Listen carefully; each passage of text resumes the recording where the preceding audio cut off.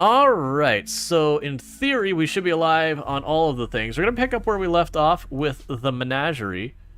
Was that the collector's this one? I think it's this one. I was doing some experiments after stream on another possible challenge run to do at some point. I don't think I'm gonna do it though. It was the challenge run idea worked, but it was like super slow, and it's one of those ones like when you're doing like naked brutality at the beginning that unless you're like leaning hard on traps can be really just luck based. So there was a really big update earlier today, and I don't actually know where this is going to be, but you'll notice we got ourselves a new check mark right here. Extract bioferrite. And we don't have an extra bioferrite harvester hooked up to it yet. They made an update to... Oh, sorry, let me go ahead and get the queue open.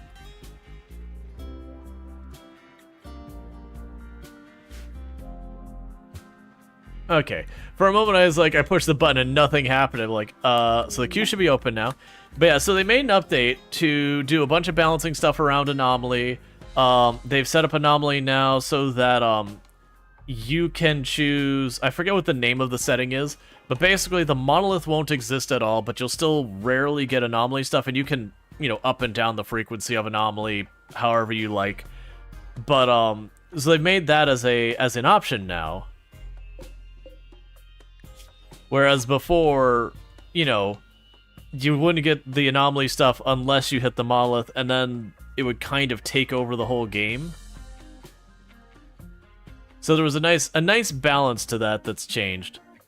There's another addition is, now if I were to cut down one of these Harbinger trees, those Harbinger trees give bioferrite as well.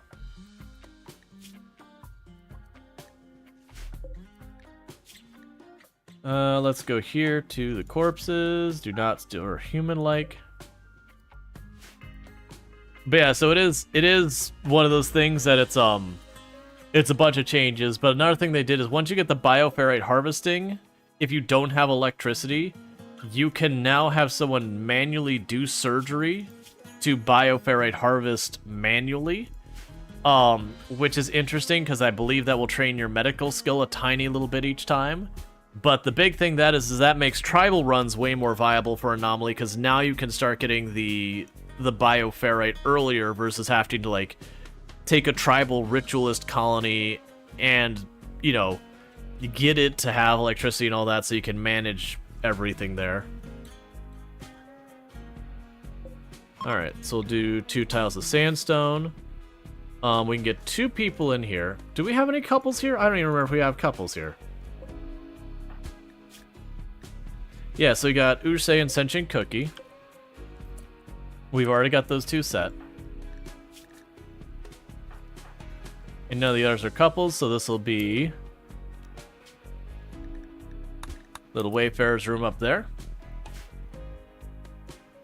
But yeah, so there is something about taking a spooky entity and surgically removing bits of it and then building your walls out of it.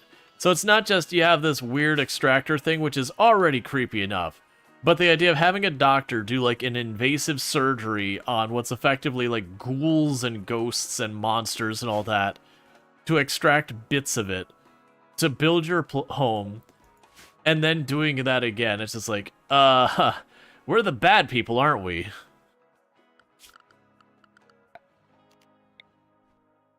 Like, you can make a certain amount of arguments to try and morally justify it with yourself, but there's definitely a, this feels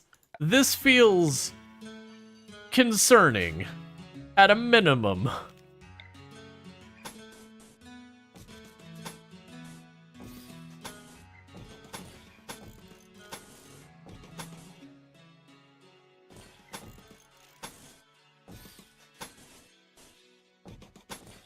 Alright. Get the next set of doors going. Now, for those who missed what this run's about, this run we're calling the Menagerie. The entire point of it is we're just going to get as many things locked away back here as we can make happen. and we're just going to expand and expand and expand. We have given ourselves a couple of rules, though. For one, only the spooky, scary stuff gets to live in the mountain. All the rest of this, I have to manage on my own stuff. So it is one of those things that, like, very genuinely, you know, I can't just build a dwarf base. So we're living out here. The idea is we're having our outside base here. It's doing its thing, and that will slowly build more and more stuff back here.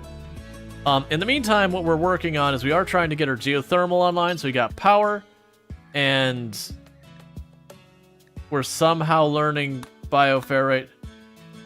Oh, right. I think this is something they said was going to happen, is that with the update, we would need to relearn bio-extraction, because they changed it.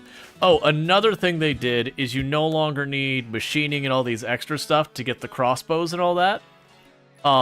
They have made it so you can make the, once you get the bioferrite extraction, you can make the, or using the regular crafting spots, you can make the crossbows and that there instead now.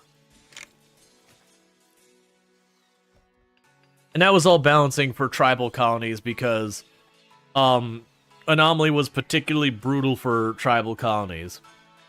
That said, I'm proud to say that I did, let's take a quick peek. Alright, yeah, so let's keep working on this one. Can we do a conversion ritual? I haven't checked where we're at with that. 7 days. Okay. Just trying to keep the conversions moving. Yeah, Anomaly was a little beyond tribal start. I'm trying to remember. So I've done three runs of, well, like, sorry, before I started doing the challenge runs, I did 3 runs of Anomaly. We did the first one, which was just like the Anomaly start, we won. And then we lost one to Yatkins. They did a siege raid and we got overwhelmed. And I thought the third one I did a tribal. Yeah, no, I did. Because I did a tribal start with ritual, like the ritualistic maxed out. So like I had no research speed to speak of. And honestly, I made it work pretty okay. Like we won that one.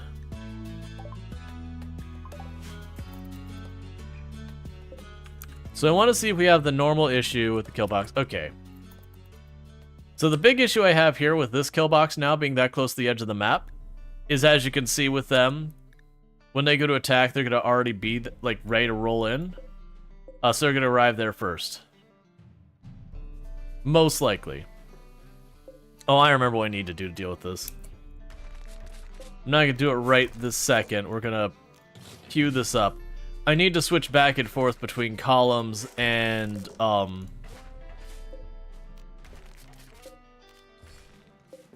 barricades just to slow them down.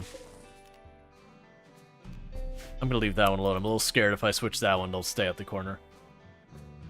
Let's see, if you get lucky enough, you can unlock things to rush bioferrite energy to get blueprints.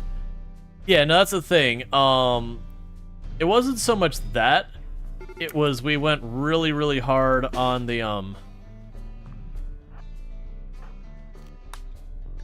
There's a good chance I'll have to back off from this one because I'll get there first. We'll see.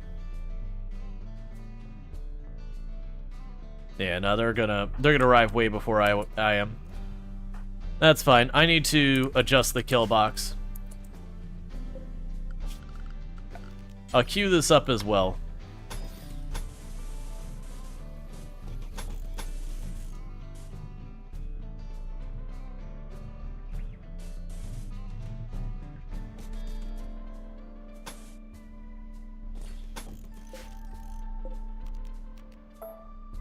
Alright. And all I'm doing here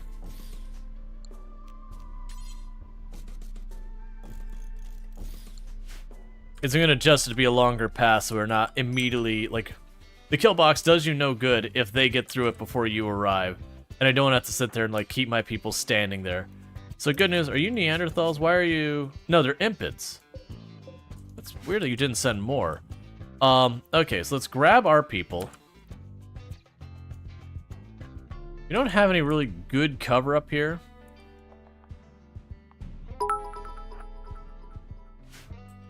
Sorry I was late, I was getting Pops fed because he went off to dialysis without eating breakfast and I had to make sure he had gotten something to eat.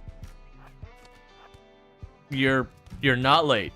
Whenever you arrive is the time you get here. I'm gonna try and run the ghoul to the other side real fast to reduce chance of friendly fire. Excellent. We did take a couple of hits. That's actually a pretty solid hit. But welcome, welcome, and all good stuff. And thank you so much for the 200 biddies. I really do appreciate that. Oh, you're actually... Oh, well, we're better at melee.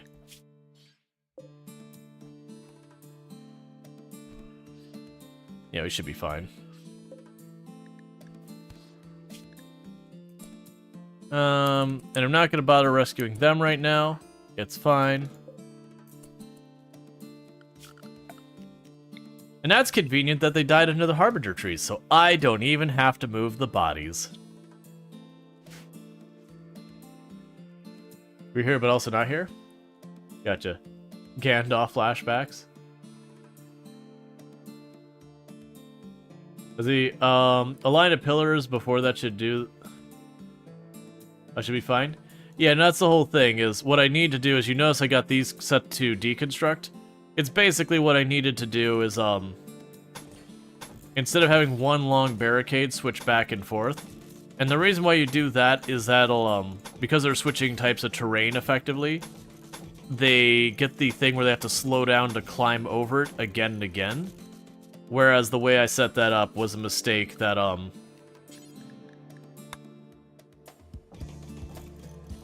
they basically count as on it the whole time.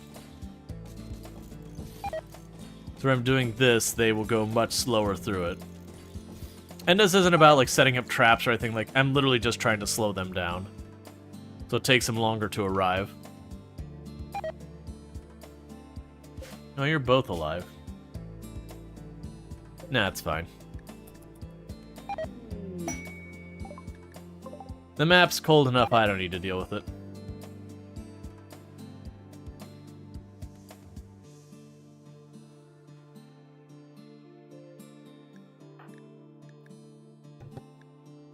Okay, you are being treated as, like, why is Cookie not being bandaged? Alright, that's fine. But the advantage here is once I get the bioferrite extraction, even before we get the electricity wired up, I can queue up to say start removing that. If I'm not mistaken, what's going to happen is, one, it's going to be laborious and inefficient. But also, two, when you do have an extractor hooked up to them, it does give them increased chance of breaking out. And I suspect we'll get that same penalty consequence, whatever you want to say, with that.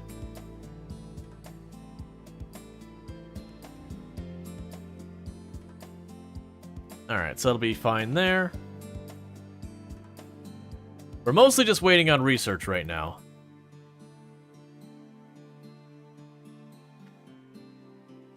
Which I'm pretty sure we started with the anomaly start. What did we do? We did guilty, right, for ideology? Yeah, we're guilty. Which basically means that people show up and they're like, I want you to do something to help me, or whatever. If we say no, our people get all upset about it. Well, if we say yes, our people actually, it makes them happier. Inspired taming. Do we have any animals I want? Yeah, so I have 2 alpaca. I would like more. I'm also remembering I don't really have a source for meat here. So we are going to have to hunt regularly. I already emptied all the animals out from inside here that aren't mine by just hunting them out.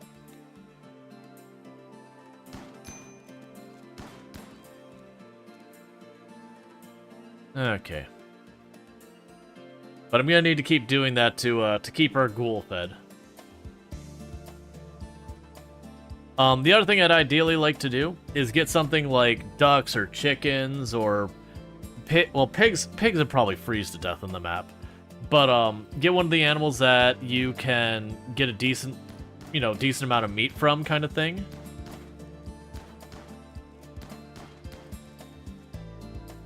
Okay, I think Alright, so we once again have bioferrite extraction. That's just a thing that happened with the update, is you had to redo it. So now what I should be able to do is go to the entity and say, yes, extract bioferrite.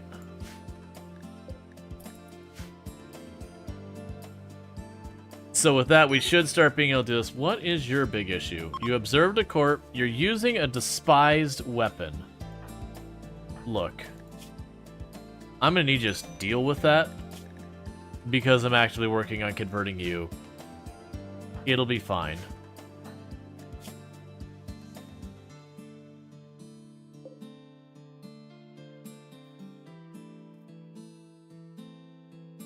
Man, I'm making these little pockets for the ACs and all that. Oh, we can go ahead and get more beds built.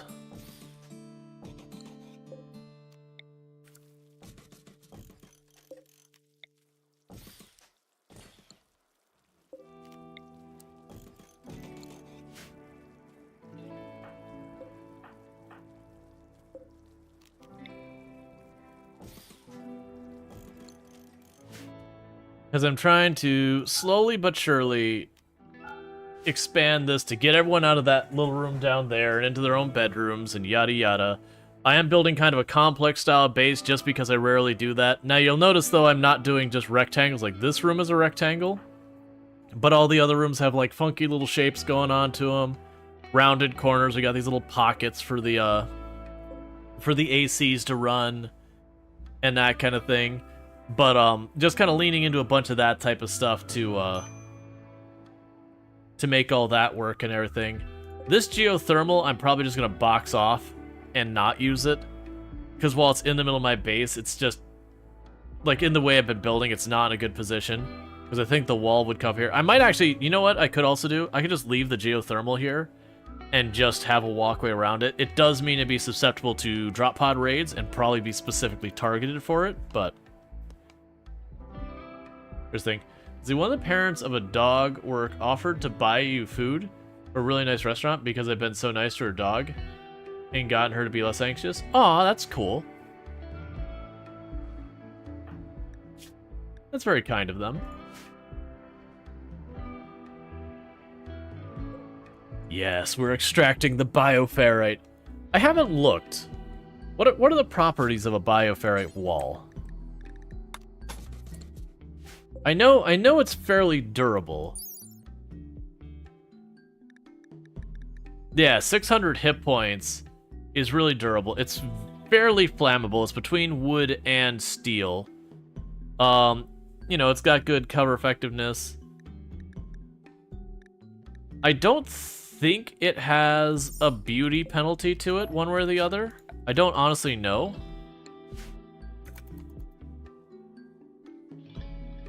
So it's 600 health. So genuinely, oh, this is gonna get real messed up. Those walls are made out of sandstone, and bioferrite is stronger. So weirdly, to make the containment better, I should be replacing these walls with bioferrite. We're gonna make that the first one. That's gonna be a bioferrite room. So we're going to extract. We're going to extract what's effectively metal from the bodies of these dangerous creatures, and then build the walls of the rooms we're going to contain them in. Are smooth walls not better? No, smooth walls don't get any additional durability. The difference is you can repair them. Versus if it's not smooth, you can't repair it. I thought I had a smooth wall here somewhere. I guess not. And we got pretty pictures at their 40 stream streak, 40 stream streak. Thank you so much for continuing to tune in and hang out and do all that stuff. And congratulations on those extra 450 points.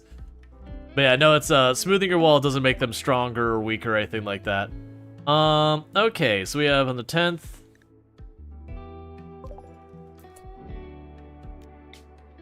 So,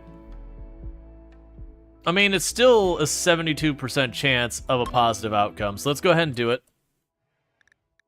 And I'll need to add pews to the room, and then later we'll want the leader to actually be here, like a proper leader.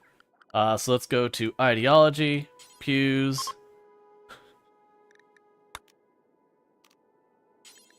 I'm gonna leave that alone for right now. The temptation is real to just be like, yeah, it's time to, it's time to, like, use the bioferrite for building everything.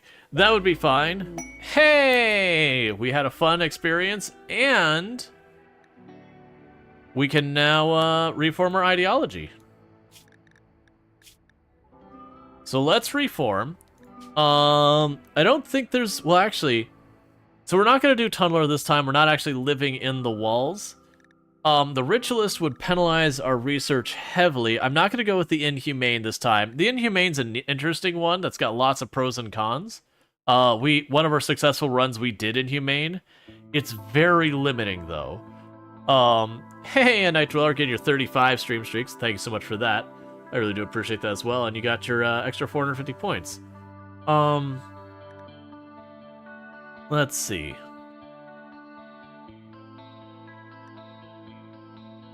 Yeah, so we could do Collectivist for, you know, for the triple work drive thing. Which is really strong as well. So, here's the ones we're considering. Later on, I could see Transhumanist. Ritualist later on would also be one I'd be interested in doing again. Prolicizer is like a very generic one that's always good. Collectivist is a generic one that's pretty good.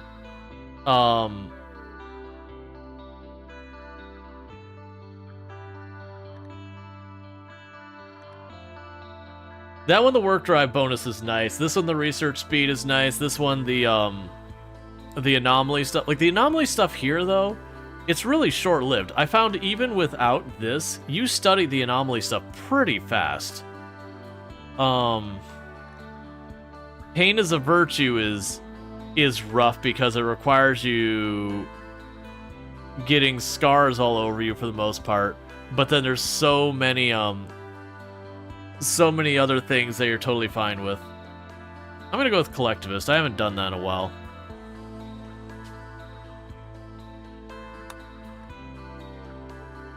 Alright, and is there anything with the Collectivist we want? I want to add the... I thought we got the production roll. Oh no, that's human primacy. Yeah, work drive tripled. So work drive duration is 300%. The duration of the leader's work drive ability is tripled. Yep. So it really didn't change very much about us. It just changed the way the marriage names work, that people just keep their names the same they are. And then when we get a leader, there is a thing where you can say, like, work harder, and people in a radius will work harder for them for a while. It makes it last 3 times as long. So that just means in a pinch, I'm like, oh man, I need a bunch of stuff ready. Like, oh geez, we're like low on food. I can have my leader be near the kitchen and work drive tripled and just make people churn out food rapidly. Now, sandstone flooring, so let's go ahead and get that sorted.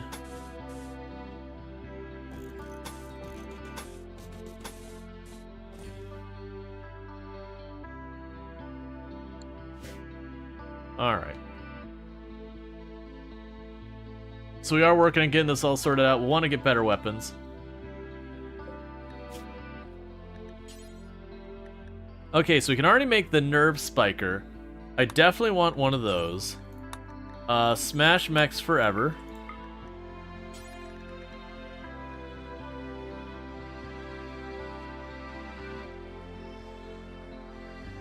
Yeah, that'll probably be good for us.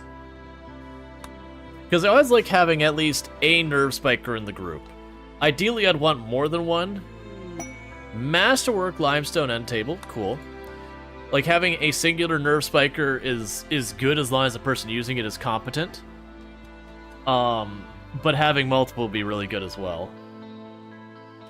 And then once I get the nerve spiker made, I'm down to start slowly building walls out of bits of spooky creatures.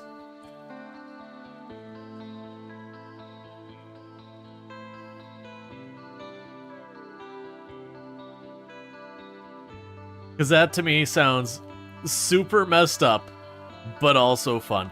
Yeah, so you can build bioferrite walls, and they're in the range of like plasteel so far as how good they are, which is really good. And they also make like really good melee weapons as well. Like really good melee weapons.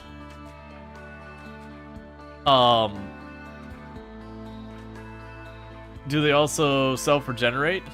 I mean, they wear and tear out just like any other piece of armor.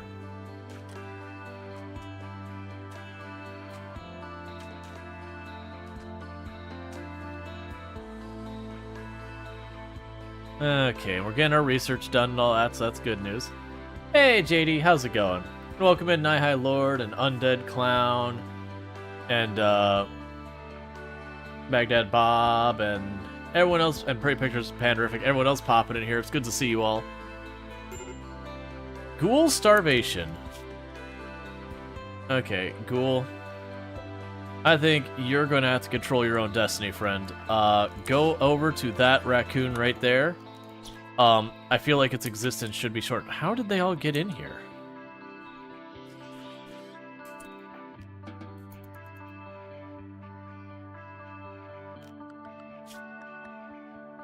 It must just be ones that can climb the barricades and all that. We'll set them to be hunted.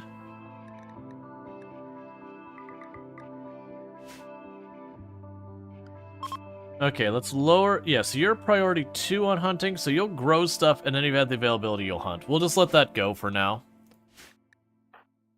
Why? Oh. You didn't quite finish it off. There you go. Got yourself your snack.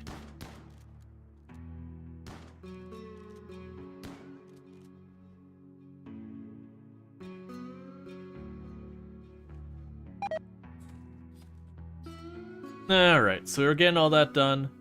We've got this our bedroom here. How many components? So we do have plenty of components in steel. Are you kidding me? So disassemble that one. It's backwards.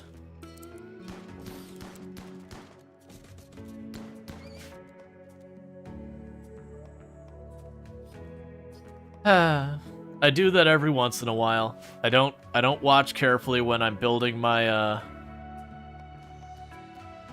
my air conditioners, and one of them ends up being backwards. So it's Uge as a construction person. Building the granite wall. Oh yeah, you're working down there. Let's go ahead and prioritize you deconstructing that cooler real fast. Your one's backwards too? It is.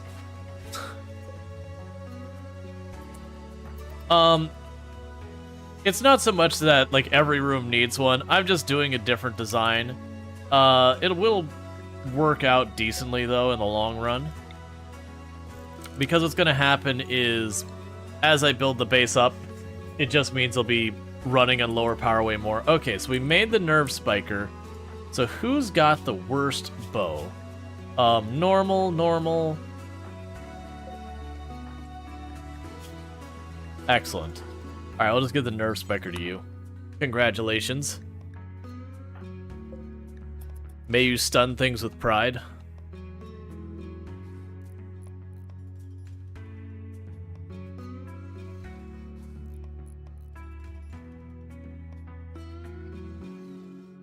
I also appreciate that you're starting on this end, which doesn't seal off anything first. I'm not going to bother microing you to fix it, but it is what it is. You're just curious because you've run a whole base on 2 air conditioners using vents? Oh man, that would surprise me, because usually... So these like, keeping a freezer at freezing temperatures on most maps, 2 air conditioners inadequate. You can run them, it just won't keep them cool enough. Like, genuinely, the air conditioners usually only cover a couple of rooms. At the absolute most. Like, even with this many, just because of how it'll get them to, like, 70 degrees, these rooms will still end up being, during the summer, warmer, and then during the winter, colder. Which, obviously, air conditioners here don't do anything for cold. But yeah, no, air conditioners actually really don't cover much space. Play in a zone that's not temperate forest, and you usually need more cooling unless you're boreal. I share that. Yeah, no, even temperate forest, you usually need, like, just your freezer you'll usually need for, like, a room this size would probably be 4 coolers.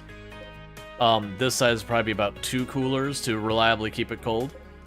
For, like, cooling this, 1 AC would probably cover somewhere in this ballpark for most temperate maps, maybe pushing there. Feels odd having air conditioning at this point in the game. Well, we did an anomaly start, so we started with air conditioning. When I do my tribal starts, I almost never have air conditioning for a long time. It takes me a while to get there.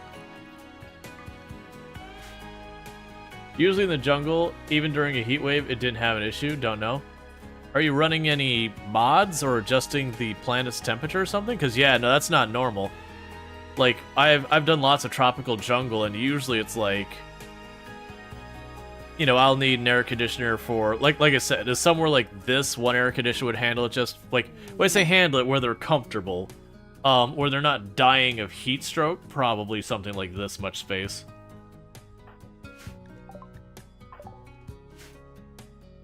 But yeah, no, I don't know. That's definitely counter. Like, this is overkill here, to be clear. This doesn't make sense what I'm doing in this space. Just being clear. This isn't me, like, recommending this. Realistically, 1 air conditioner, 2nd air conditioner. And most of the time, I don't even bother. Most of the time, it'll be, like, the production room, the freezer, and, like, whatever rooms the people spend the most time in. So it'd probably be this set of rooms here, and that room there. I'd air condition, and I'd just forget the others. Yeah, being run in a mountain does help. Well, I mean, honestly, if you're trying to avoid heat stroke in that, being in the mountain with no air conditioner, heater, or anything is usually enough to keep you from dying from heat wave. Sometimes you'll need, like, a passive cooler and air conditioner to just knock it down a couple degrees. But yeah.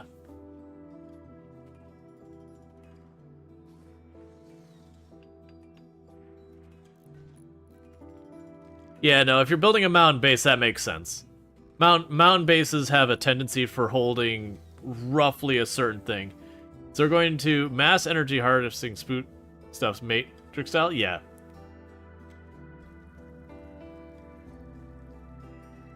Yeah, no, the, like, we compare in here, I have nothing in here.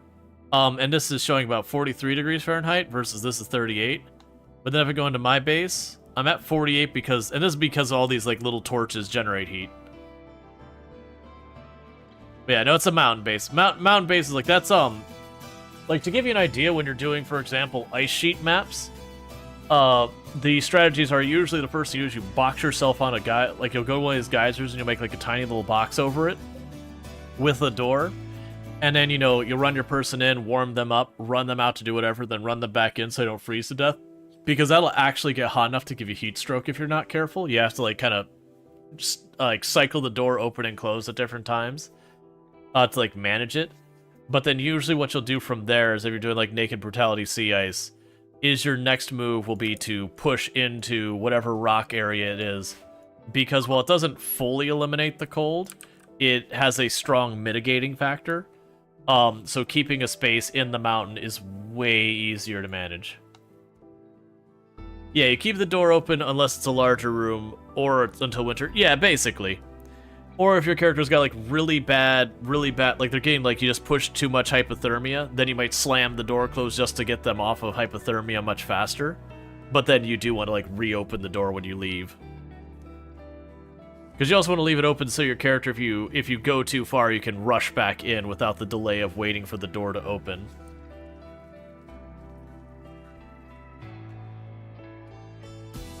Yeah, here's another fun one. This would be a good example. So you build your box, you know, your little box like this big over it, for keeping your person from freezing to death. And then the next move you do is you pipe it into the mountain with a vent, and then have your person build your base back here.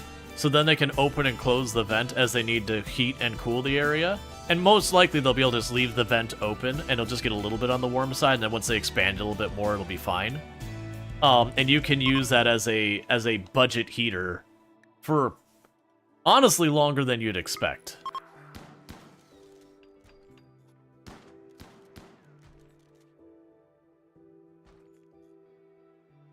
I've done that a number of runs, but it only works if the geothermal is near the mountain range. Like these ones would be too far for that to be reasonable. That's pushing it. This one's definitely in range. That one's pushing it. Yeah, guys are great for cold biome map. Oh yeah. The big thing is they can genuinely overheat you way more than you'd expect. So as well as lens, you gotta be mindful on how much you push it.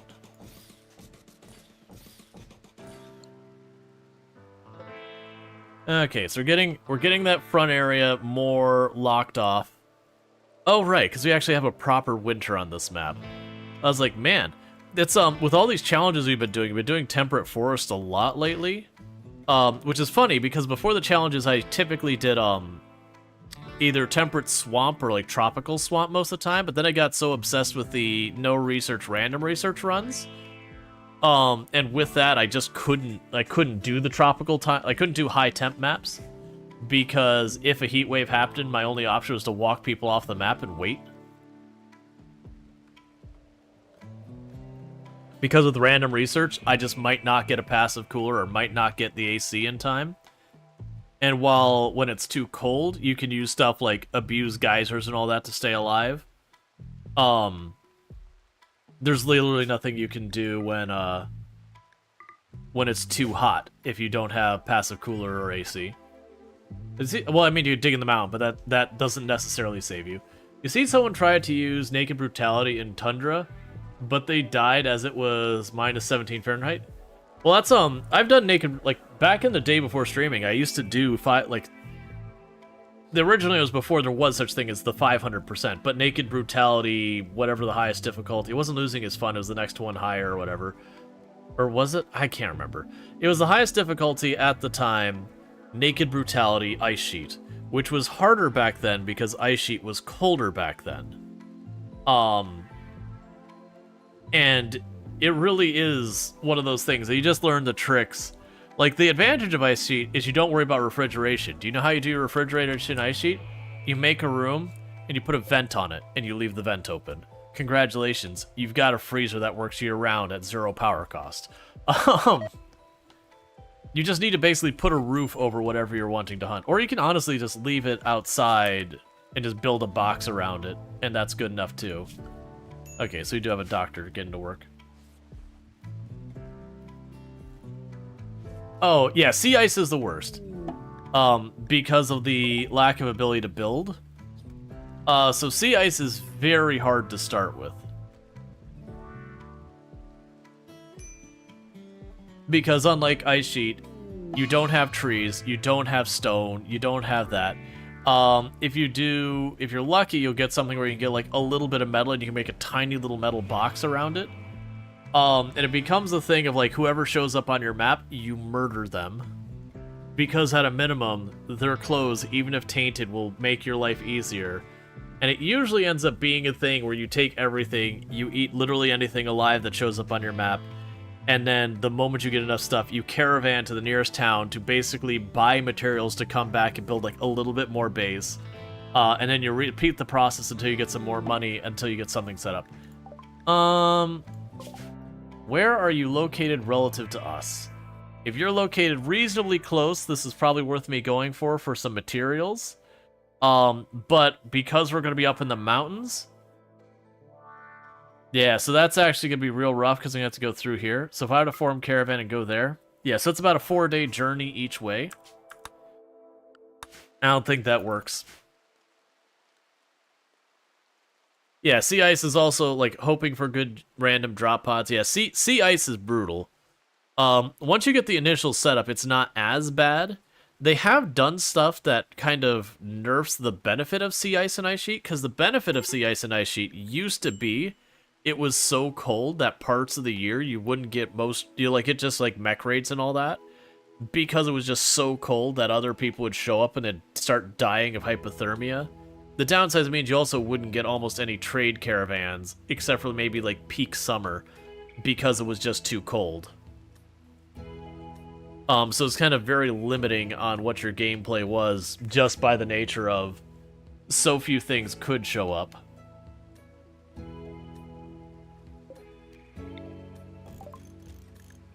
Alright, we got Bioferrite shaping. Let's go for the disruptor charges next.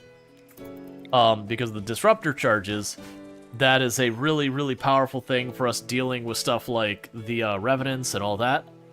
Because I can tag them, stun them, which just gives me more time to get more shots into them. And the way to think about it is every single time I tag it with a hit where I actually do any damage at all to the revenant, there's a chance I might ever so slightly slow it down. You slow it down enough times, and then eventually you don't need to worry about it, because it's so slow you can just chase it around and reveal it again, and chase it around and reveal it again until you wear it out. So we're getting there, but we're not quite where we need to be with that. Do we have a machine table?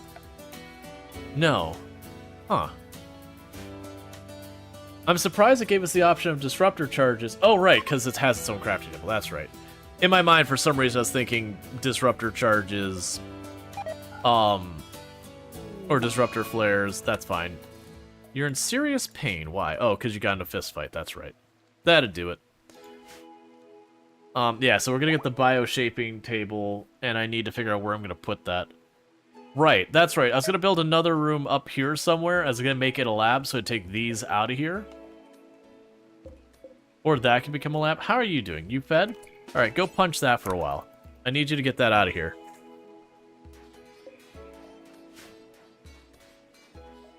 You wonder, wait, is there actually a way to make roads in the world map? No.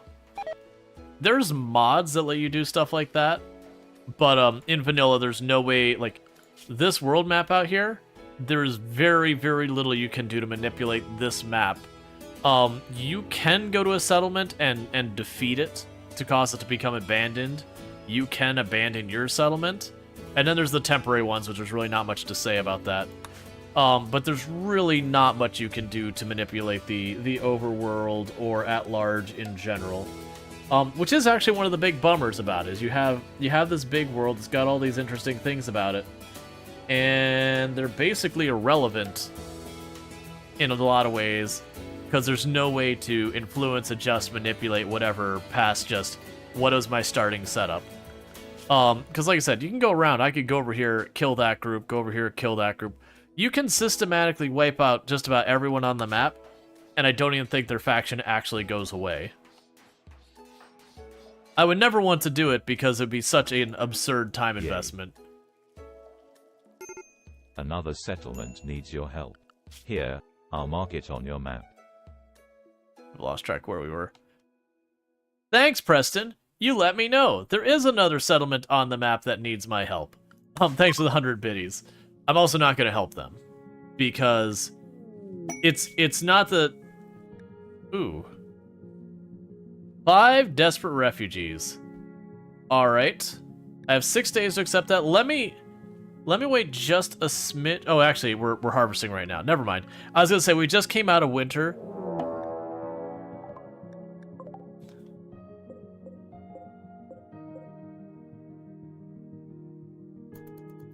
This might be interesting. I have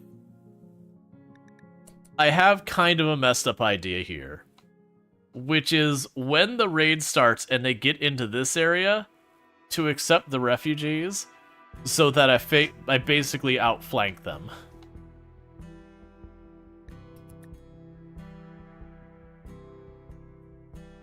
So I can put like our defensive line here, and at the same time have melee people drop in behind any of the stragglers.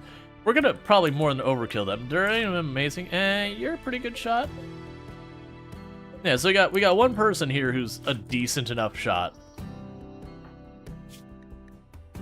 Where are you going?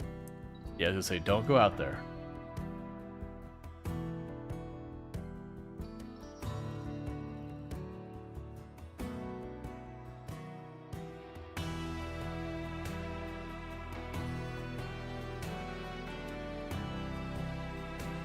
Alright, just waiting for the attack to kick off.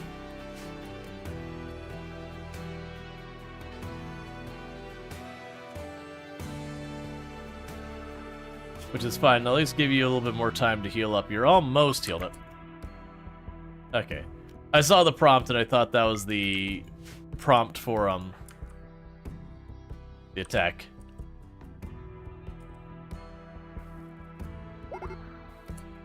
And there we go. All right, range teamed. Get into position.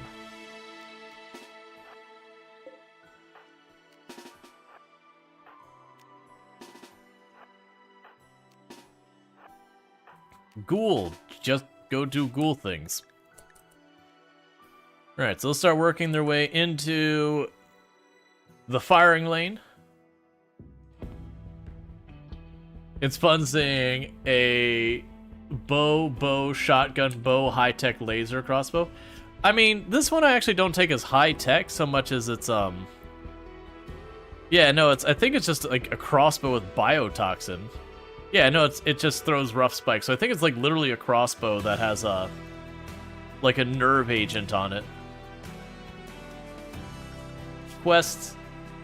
Accept the refugees. Alright. I'm still gonna make you drop your weapons though, even though you're potentially entering a fight, because you are all adults, and that does mean you can betray me. And I don't want to deal with that. So we'll go ahead and get you all set to recreation, work. Ooh, 2 Hussars. Not a big fan of that.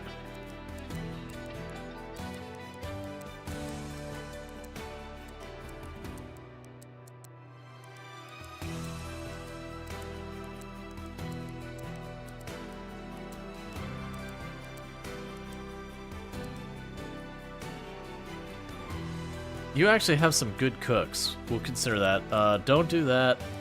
You're not gonna have weapons, so don't bother hunting. You are researching. That's what you do here now. That's fine.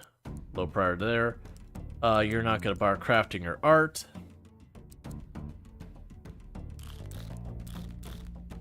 That'll be fine.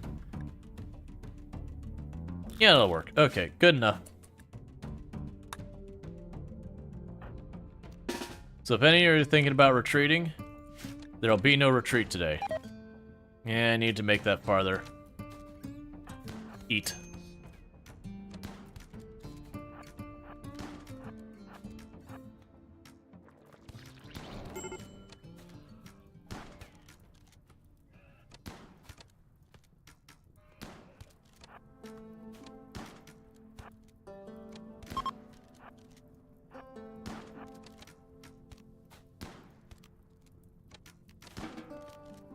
Wait, are you really going to...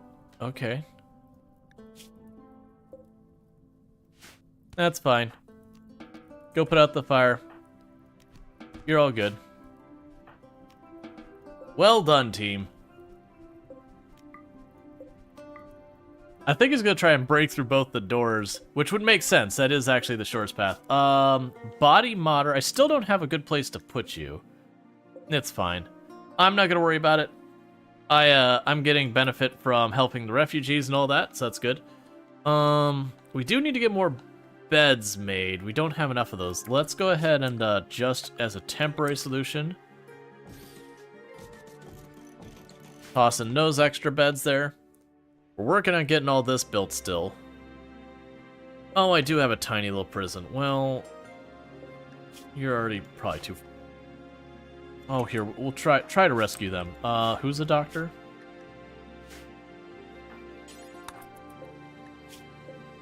Be fast.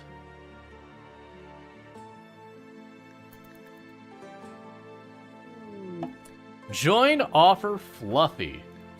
Fluffy is a Hussar who is psychically deaf, chemical interest, slow learner. You're basically really good at... Oh, you know what? If I say no, my people get mad.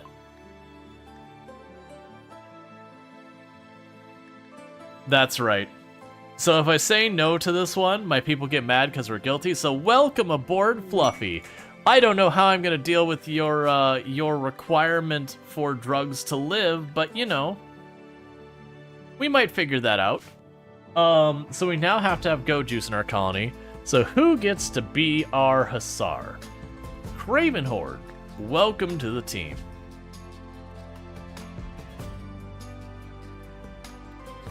We are gonna have to work on that. All right, so let's see here. So you are part of the team now, so we're gonna get you assigned. Honestly, we'll get you to be priority on hunting. No, you know what? You just became our cook. You're our cook. You're no longer cooking at all. You're a backup. You can do that as backup. We'll put that as there. Honestly, take you off that. That should be fine. We will need to get you a weapon, of which we don't have much good, so let's see if we got an okay one. Any okay weapons in here? There you go. There's a normal quality bow. Yeah, no, that definitely can contribute.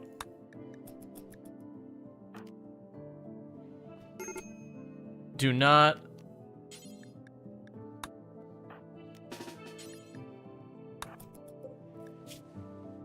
Oh, you're not gonna get that done in time. Still, get a little bit of medical experience in the meantime. Try your best.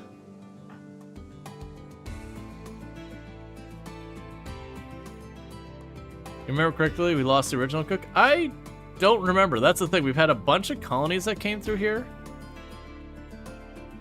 Oh, actually, you did manage to save them. So this prisoner's just getting released. We're not keeping them.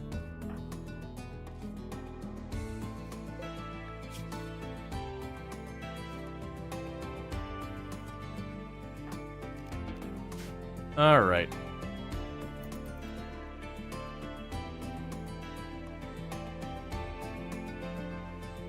So yeah, so Go Juice is now a necessity. So I guess after we get our geothermal, I'm going into drug production as fast as I can. I'm going to need to get that started as well. So get Psychoid going here. Hey, Chunky and Funky, thank you so much for the raid. I do hope you had yourself a good stream. But thanks so much for bringing in the raid and bringing in all the friends and all that. Oh, cool, some rice. Oh, there's a cougar.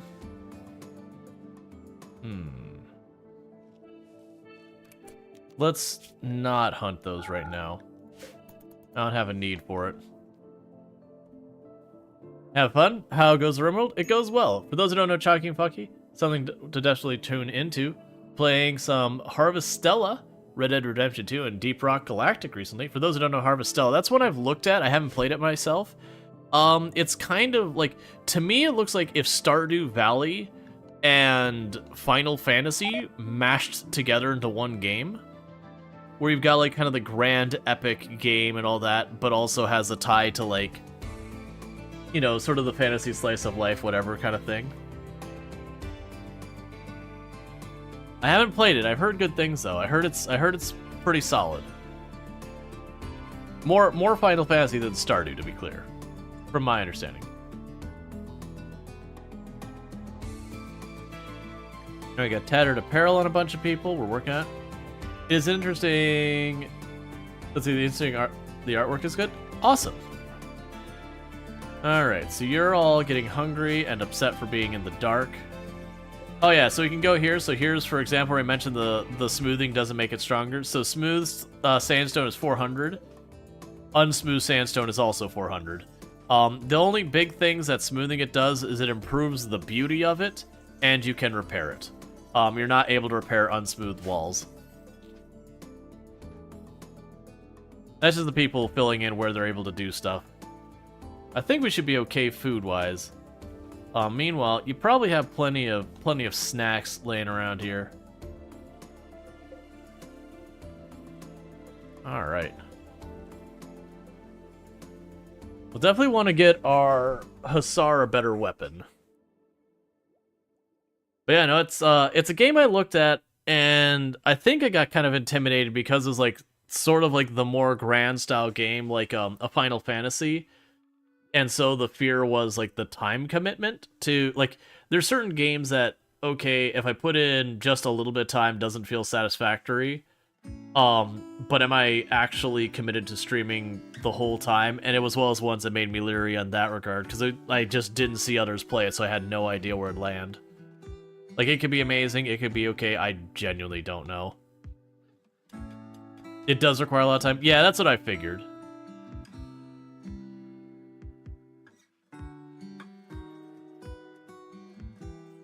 I also have been watching when I do the harvest bioferrite on you, how much I'm getting.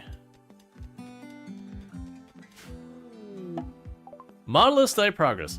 The Arcania made progress studying the monolith. The structure connects normal space to the void, the dimension hidden in the substructure of space-time. Some powerful mind in the void is leaking influence into our reality.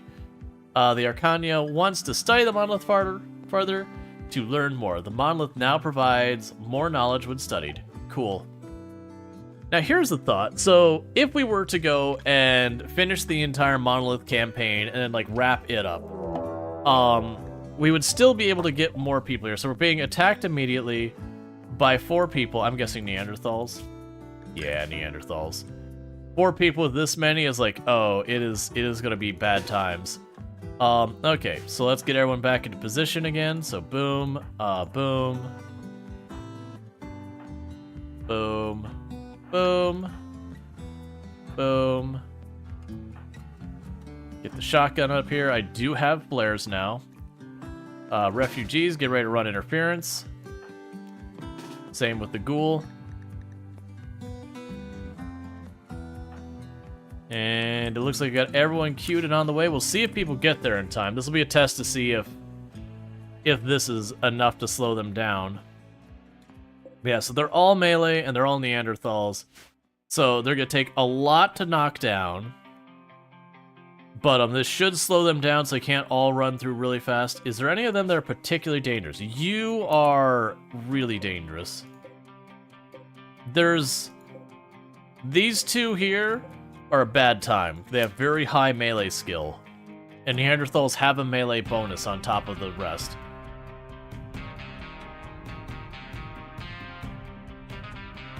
Glad I put all those in the way. These ones wouldn't have gotten here in time.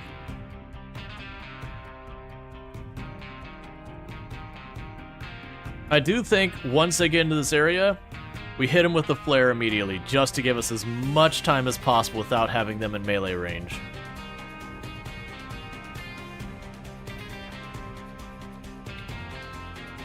Or you know what?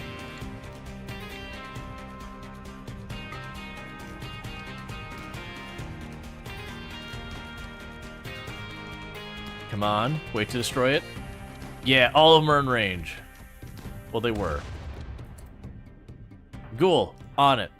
You 4, on it.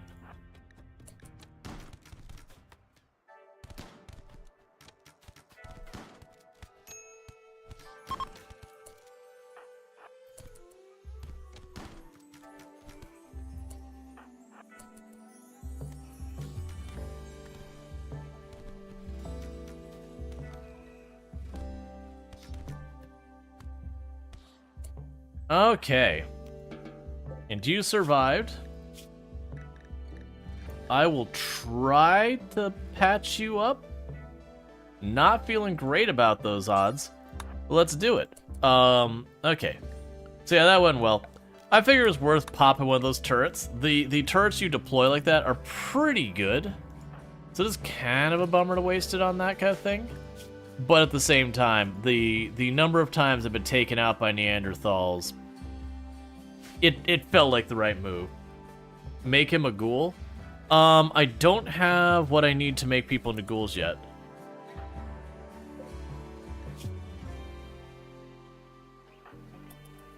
Alright, so you get 10 to them. You're already tending to them. It wouldn't be the worst person to make into a ghoul, certainly. But yeah, no, it's ghoul infusion. We got a little while longer. I still want to. How did I get the flares? Oh right, we had someone show up who had a flare, and I bought it immediately. That's right. So yeah, so this will be a catch and release. Get ourselves some standing. Get ourselves a mood bonus. being a guilty ideology, we're gonna have a lot of people forced on us that I don't really want. Plus, they've got a psychic addition, and they've got basically damage to their liver from it and everything. I mean, making Magula wouldn't matter, but as like a pawn or a crew, it's like, nah, I don't want to keep you around. Serious pain. We successfully converted you, right? Disease infection on you. We're already on it. Let's see. You've already got you converted, so it's now the Arcania's next, and then it'll be Craven Horde. Just working our way through the line, recruiting everyone. We got our tailoring bench with all our clothes, so that's good.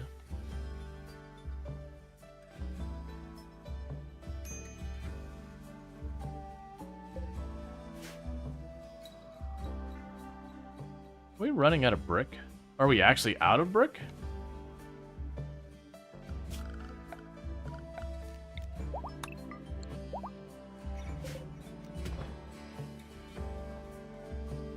Yeah, there's 2 brick down there, or 2 block chunks down there.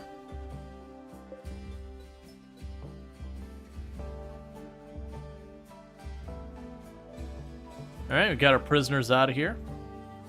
So that'll be some mood bonuses, so if we watch here, all of our characters actually have the right ideology. Prisoner release, +2. So it's a little mood bonus, but it's 7 days. So Martin and Nana. Well, okay. So the refugees have built a romance. Cool. For a moment, I saw the one refugee's name. I was like, oh crap, because the number of times I've had one of my refugees, like one of my colonists, basically like fall in love with a refugee who then leaves is just way too many. It's like, oh come on, don't do that. All right, so that cougar probably has to go. Let's deal with it right now. Because what's going to end up happening is we're going to need to hunt to keep the ghoul fed. And whoever goes out there will probably get hunted by the cougar. And then that'll be bad.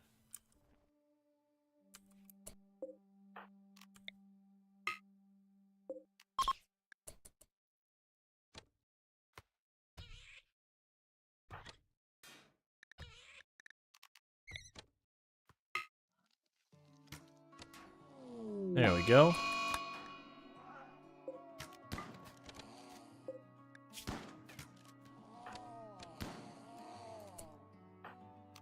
Nicely done. And in wildlife, hunt everything else.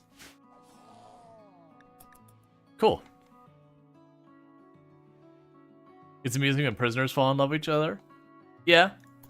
I mean, I'm willing to bet under a stressful enough situation that anywhere people can find camaraderie, they will make the most of it. There's probably a non-zero amount of times that happens.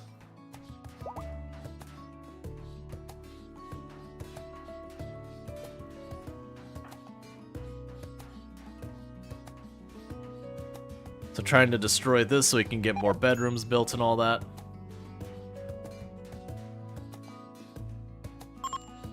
Convert. Get the next candidate. That wreck is pretty durable for a ghoul. Just saying. Ghoul has to work pretty hard to break a big metal walker torso.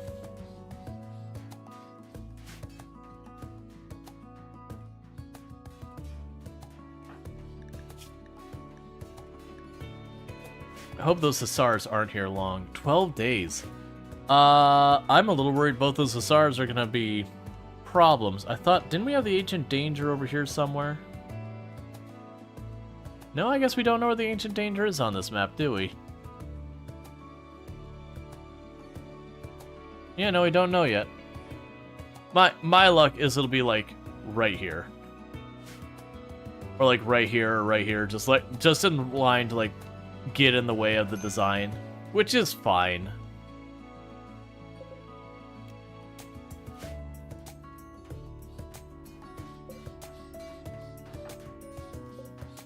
Just ghoul pulling an all-nighter. Just keep slapping it. You'll get through it someday, buddy.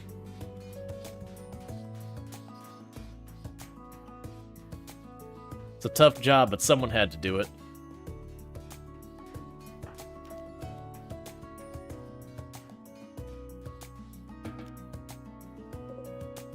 Good job. Congratulations, man. You done me proud.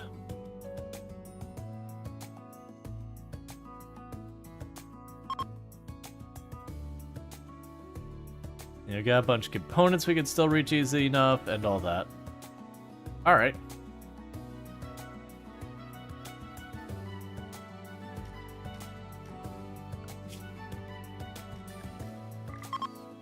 Don't hunt the rhino, please. Alright, so we're gonna go ahead and get the buck next. So the big problems we have is basically still waiting on our research, and we're pretty much out of limestone without like going to seek it out, which was a concern we had, but it'd be interesting if I start getting the things I care about built, and then I just have extra bioferrite, and you know, we start building stuff out of bioferrite.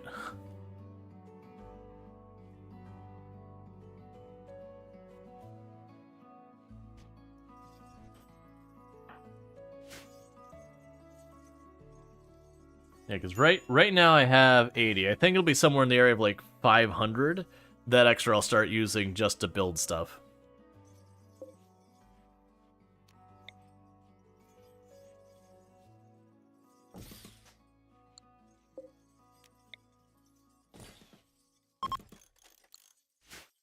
And I'll get those positioned as well.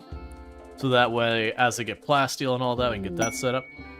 Okay, we've got a combat supplier who has tons of relationships with our colony.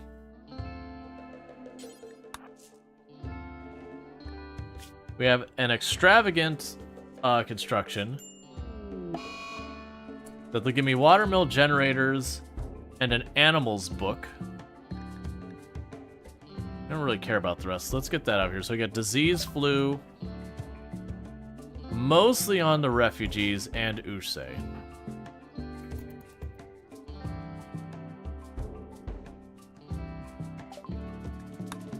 That's fine.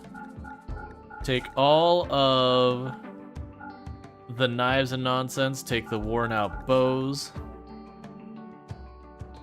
I could get a heavy SMG, which is certainly not a bad move. Take the side T. You do not have goat juice for Hussar, so that's a little bit of a bummer. The medicine would be nice. I think, though... Yeah, so I can't get them all.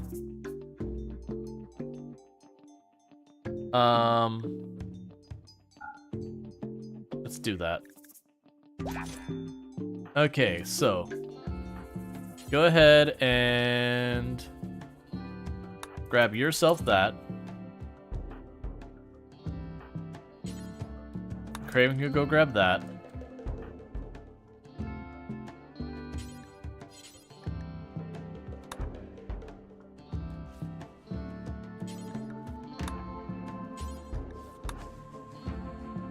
Get everyone treated real quick.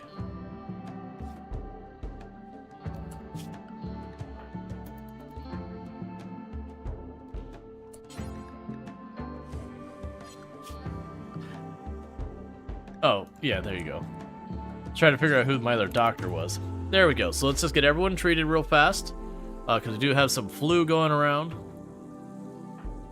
We've got relatively good medicine and a couple of decent doctors, so I'm feeling pretty alright so far as a bunch of this. So high life missing.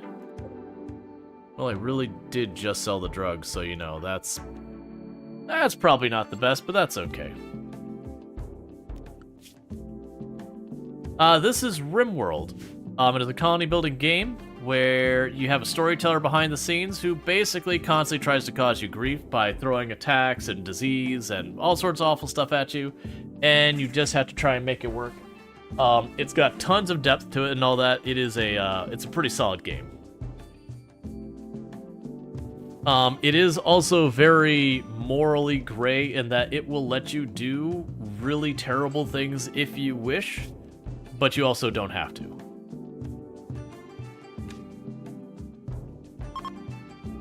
So, like, for example, I've got these, like, demonic creatures that are, like, you know, ghost kind of things. We got them locked up, and we're extracting metal from their bodies to use in our own means. It's probably okay. Alright, so just keep everything moving forward, treating everyone's flu. You're resting and probably need treatment soon.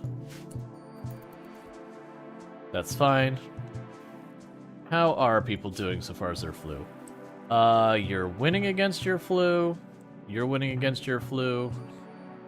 You're winning against your flu. And you are absolutely dominating against your flu. Good to know. Alright.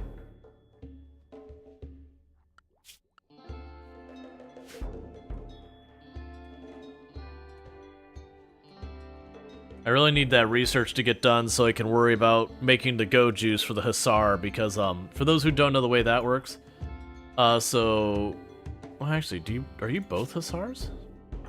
No. Yeah, so the Hussar here has what's called go juice dependency. That basically I can go 2 seasons without the person taking any go juice, and then then they'll fall into a coma, and then 2 more seasons they'll die. So it does take them a long time to die from it, but they do need to take go juice regularly just to survive.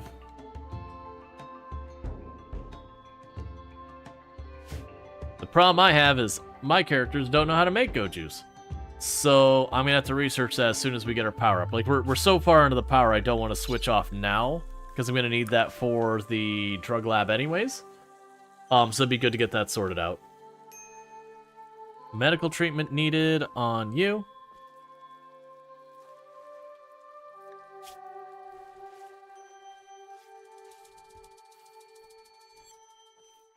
Alright, so you got 1 really good treatment, an okay treatment, and kind of a bad treatment. But everyone's winning so far. And a good treatment. Alright, so you're upset because your recreation is unfulfilled, because you've been busy being sick, and it's not a good time. Alright.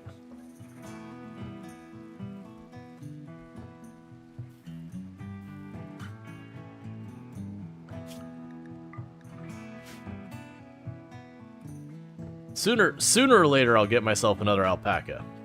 Or otherwise, like, Muffalo or something that we can start having, like, animal breeding as an option here. Give us more sustainable meat to keep the ghoul fed.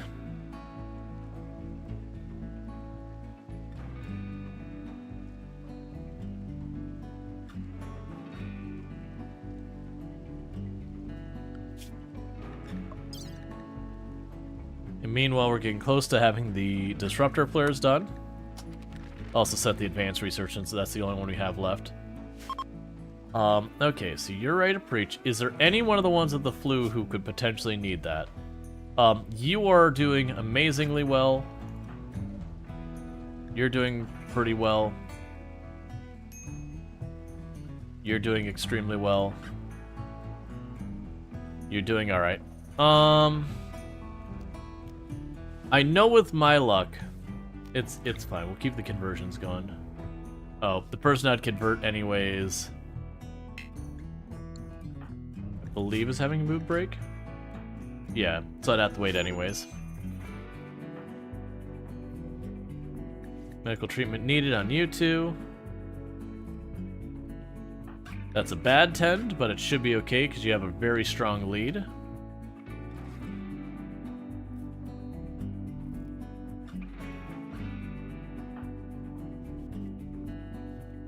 Let's just wait. Let's play it safe. Let's just wait. If one of them starts to fall behind on their recovering from the flu, we'll do the preach health to them to give them that edge they need to survive.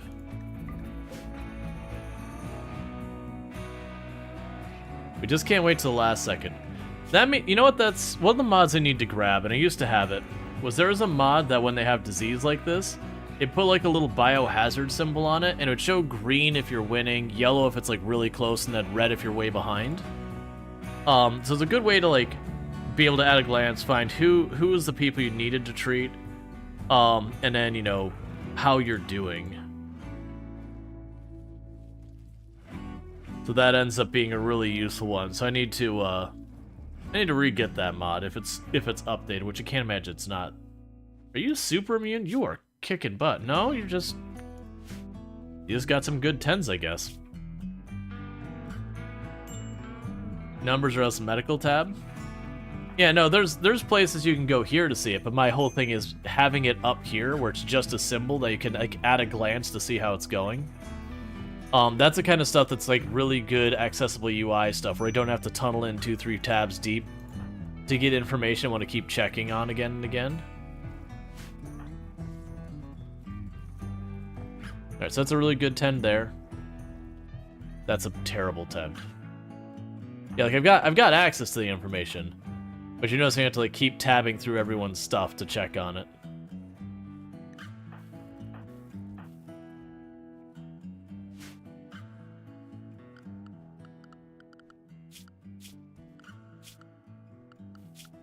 I'm just seeing if there was a oh, we got another dangerous animal here, so stop hunting. That way no one gets mauled while we're dealing with flu.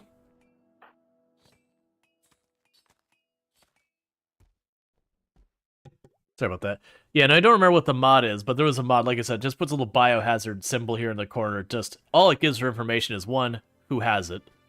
Just being able to see right here. And then the other one is, are they solidly winning, kind of on the fence, or are they behind?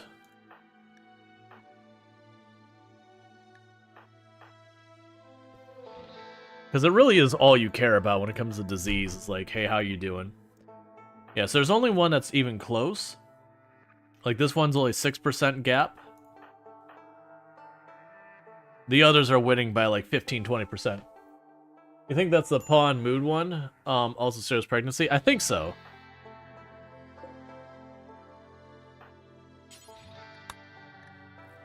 Yeah, you're already treating people. Color code mood bar? Yeah, I'd have to look at which one it is. It's stuff like that that I kind of wish would, like, don't get me wrong, this 1.5 has had a lot of quality of life. That's kind of stuff that I'm like, yeah, that'd be nice. Because those are the kinds of things that like save you from having to like drill in several menus deep for information you need constantly and at a glance. Okay, so Ursay is just out of the woods now. You've got a good 10, so you're gonna be fine. So yeah, so we're good to do the convert. That's all I was waiting for, was just to make sure I wasn't gonna need preach health to save someone from dying. Hey, Alanorama, getting a 3-stream streak. I really do appreciate that. Getting your extra 350 points. Welcome in. Can I get a shout out for Alanorama? And for those who don't know Alanorama, absolutely a fantastic content creator on the platform. Fellow member of the Halcyon Frequency stream team. Also plays a lot of RimWorld, as well as the occasional other game, and playing some Dwarf Fortress, according to Twitch, this last one. People warming up for the Dwarf Fortress hot potato, making sure they're up to speed and all that, ready to rock and roll. Okay, so we've got that Timberwolf. I'll need to deal with that soon. But yeah, so definitely someone to recommend checking out. One of the streams I check out before I stream most days. Okay, so we need to get drug production right away, because we do have a Hussar now. So the next thing though is geothermal. So if I plunk you here, I think I'll make this a courtyard. It does spoil that one air conditioner being able to do anything meaningful to contribute to the cooling. I'm torn on this one. It really messes up the design pattern I had in mind, but, you know, there's that. Then I can put this one here. It's closer to that. We can also put the one down here to make the border for this. Like, none of them are, like, this is the only one that's a little annoying. Just because of its position. Because I had planned to, like, AC these hallways and all this. And the moment I involve that one, you know, that has to be outdoors or it's going to overheat people. And I can't, like, I physically can't fit a wall around it. It's fine. And then this one's just not the right answer. So I'll put it near containment.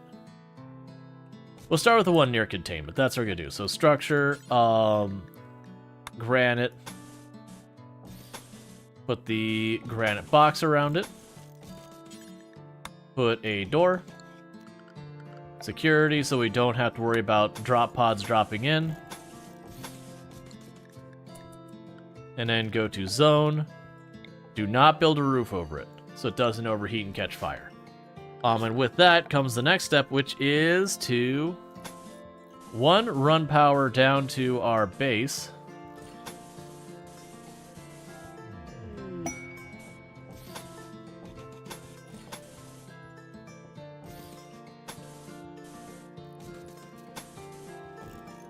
And I'll deal with the rest of that in a minute. And then the other one is to run power up into containment.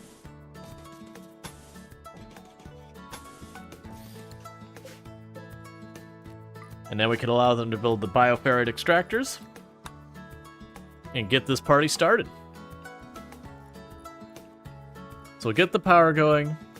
That'll let me start switching all of these to using lights instead of torches. We can put some heaters in places. Alright. Someone treating you? Okay. Yeah, it's probably good that people are right on the edge of beating their flu, because I think we just ran out of the good medicine and now we're on to tribal medicine. Well, herbal medicine, not tribal medicine. So we're using, you know, sticks, garlic, and ginseng to treat flu. Definitely the way to go. You know, while there's a certain amount of truth that there are certain herbs that can help, usually they make you feel a little bit better, not necessarily actually effective in treating disease. You're not gonna take a fistful of garlic and get someone over the flu. That's fine. We're gonna deal with this timber wolf real fast so I can get back to hunting before my ghoul gets angry. Yeah, you're fine. Oh, I should have brought the ghoul too. That's fine. This many of them.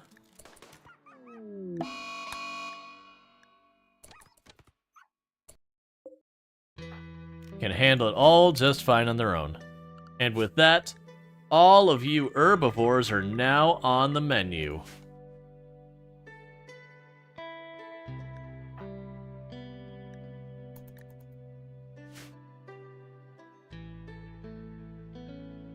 Okay.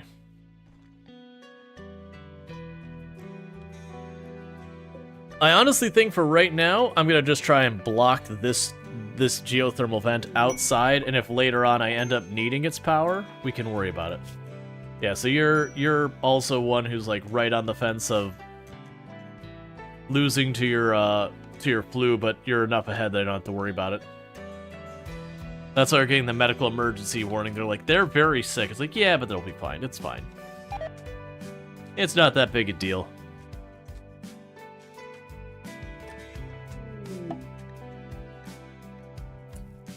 The Arcania thanks you for your hospitality and says it's time for them to move on. What? Ah, that's twice it's happened to me. You had plants and cooking and research. That sucks.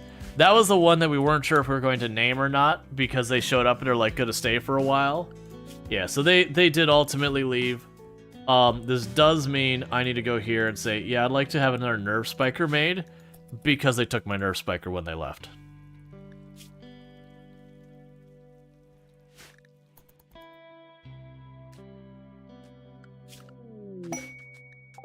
We got the tree there.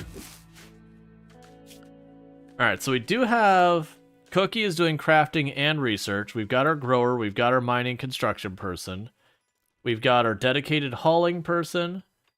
And we've got a cook/hunter. And then the rest are all refugees. So we're still not in a bad place. We did lose a person who was really good at research. Which is a bummer. But all that said... is not the worst. Oh, except okay. So once Cookie finishes the bow or the spiker, we need to get them dedicated to research to get the drug lab online for our Hussar.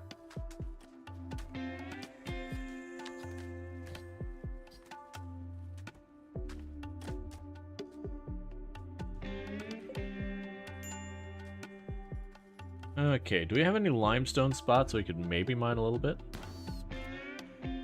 It's fine. Like, we'll probably dig back here and find an area of limestone.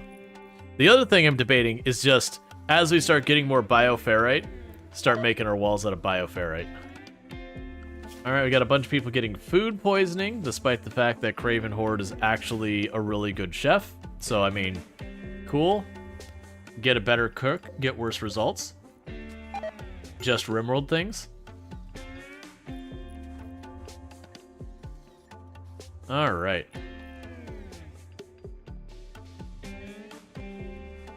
That'll become somewhere for enemies to hide when fighting. That will become somewhere for enemies to hide when fighting. Which?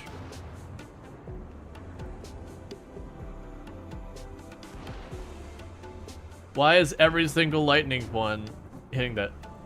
Must have left food on the floor for more than 5 seconds. Oh, how dare. So everyone is trying to deal with this. What is going on with you? Why are you so slow? Oh, food poisoning. That'll do it.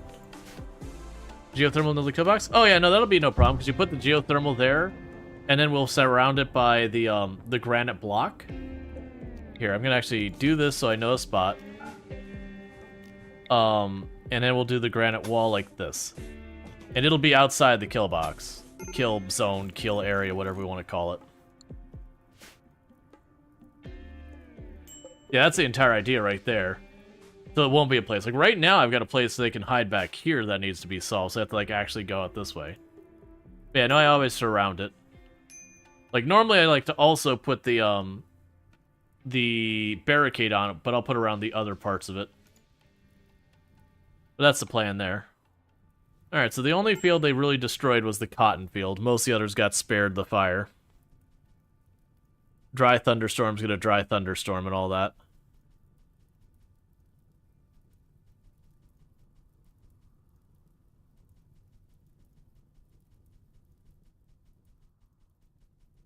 Okay.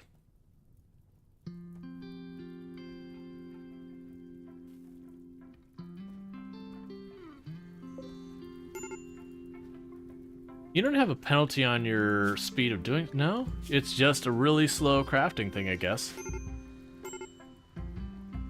There we go. There's the rain.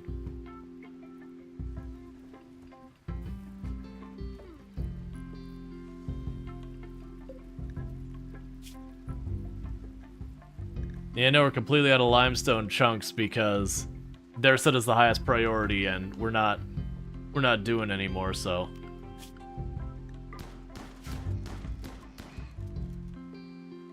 It is what it is.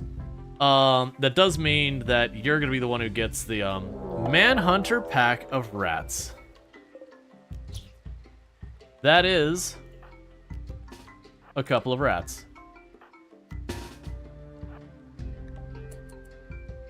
Alright, so let's get everyone in position real fast. Because I believe those rats can just go over barricades and everything.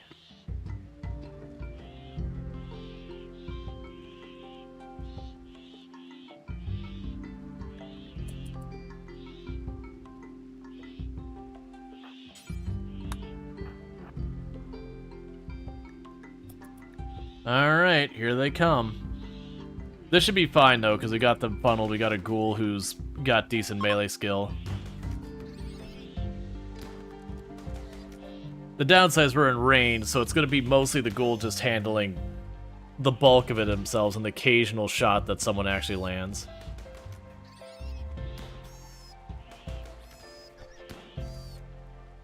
Ghoul getting it done. Sorted.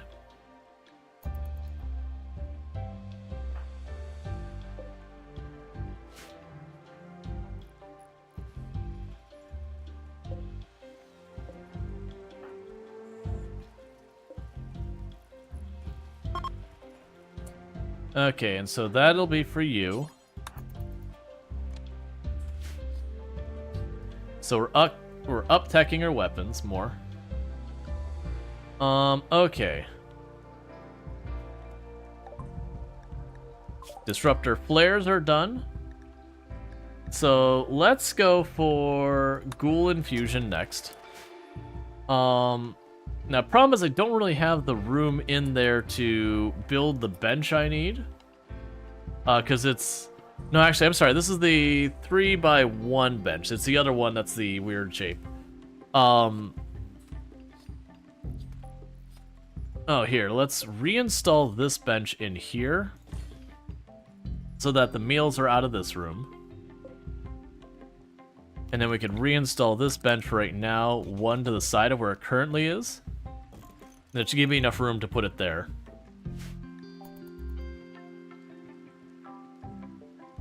Because with that, we can start producing disruptor flares, which to me are absolutely huge. Just because of disruptor flares, you can regularly stun like groups of enemies and all that. Just cost you a little bioferrite. Which, if we do this menagerie thing, the one thing I shouldn't be low on is bioferrite.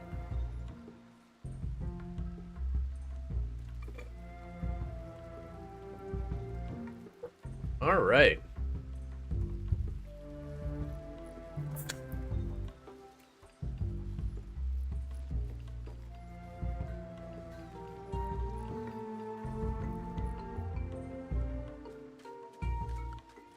So we've got our research all going fine here. We're continuing to expand with a bunch of this stuff. That's all going real well. Food is in beyond excellent shape. Are probably good for like an actual conversion ceremony that we can do. Not Nana. Let's get one of our people brought over.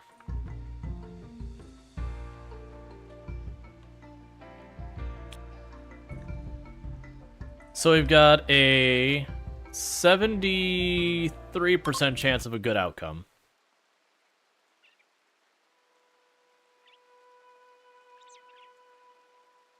But we're trying to get all our colonists converted over real fast, and we should be good with that.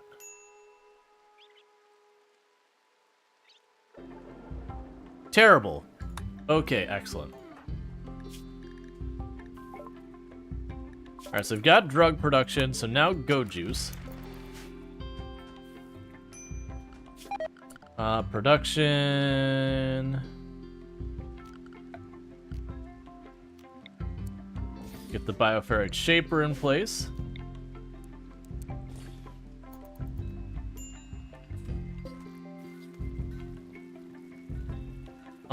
And we can get rid of you probably. We can go production, drug lab.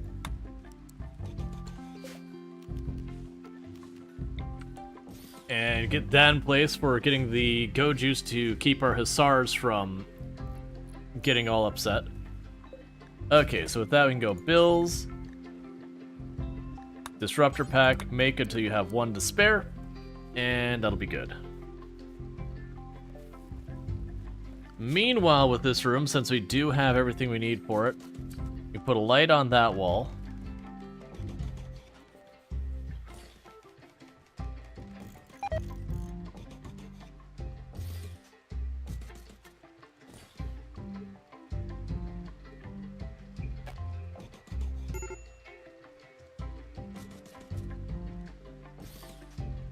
We got lights all the way along there.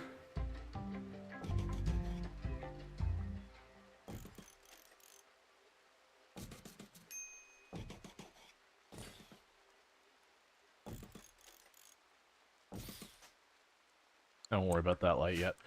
Alright, so we're gonna get lights built throughout the base, get everything lit up, so that way we can go through here. All these torches are now toggle off and deconstruct. So we can get all these lights turned on, all that. Animal fox. Yes, animal fox. Red fox in the animal pen, that's fine, we can hunt it. We're gonna leave the boom rats alone, I think. Actually, yeah, we'll leave the boom rats alone for right now. Okay. Yeah, so be able to get all this going.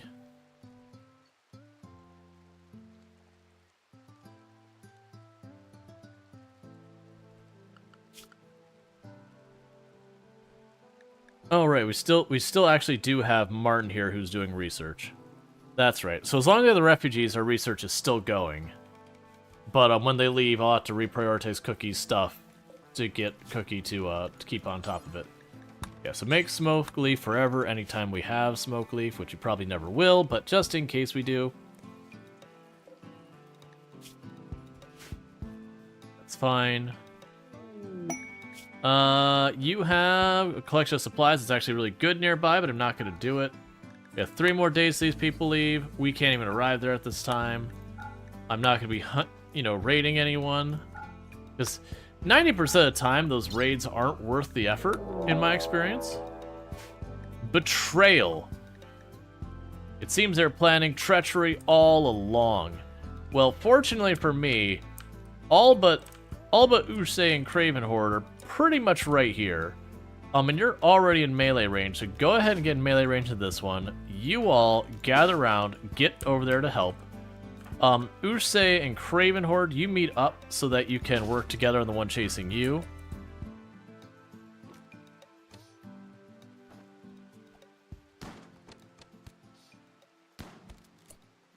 Alright, you get down here before they destroy that bench.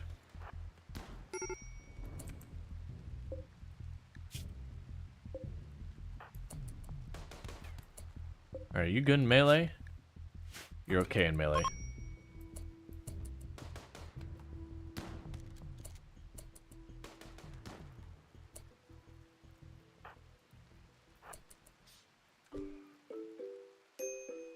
Where are you going? Oh, you're going for the door again. That's fine. Run over there and deal with you. Send the others to deal with them. Hey, man. I had to treat you well and all that, but you had to make this a whole big thing. All you had to do was not try to kill me.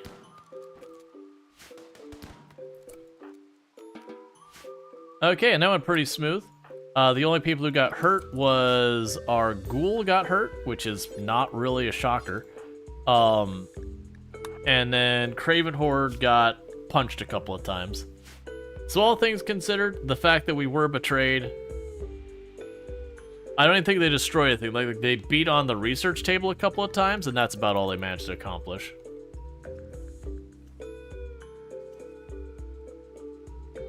Oh, right. I still need to run power down here.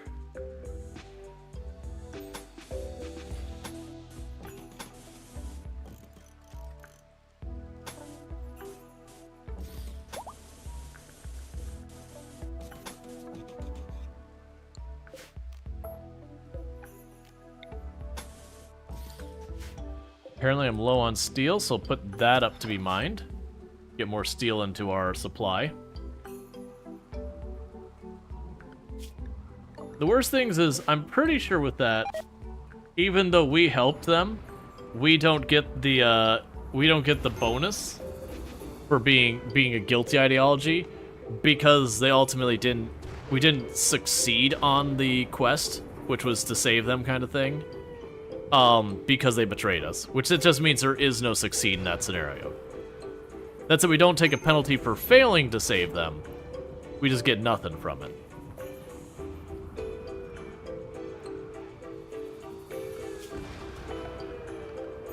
I'm gonna go ahead and do this to keep the sandstone from getting too much.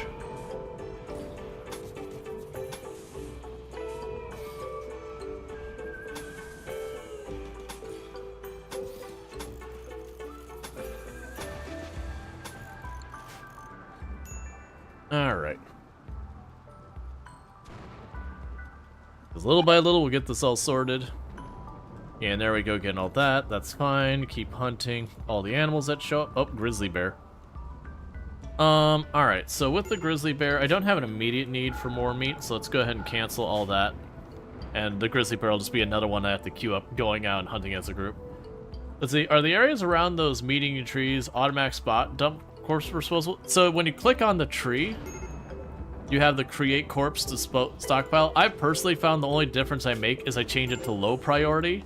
That way if there's corpses I want to keep, I can put them here. But yeah, all you do is you click on that and say create it, and it will automatically make it so it fits the area and all that. Speaking of which... Okay. was making sure they weren't marked as home zone. Because when they create the stock area, they do automatically assign as home zone since you are expanding your area or whatever you want to say. Okay, so you're willing to trade. Let's trade with you real fast.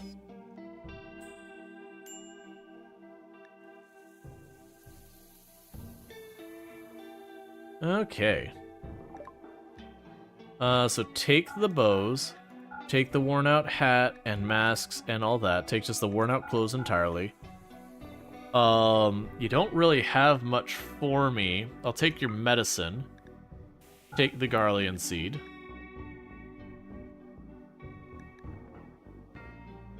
And honestly, I think that'll do.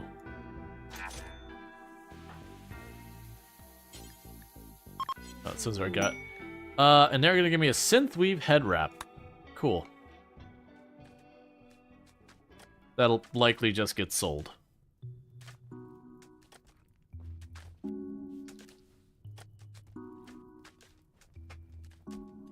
Yeah, so we're just continuing going with that. Mad Squirrel. You know what, just... You're the mad one? There you go. Go get him, Ghoul.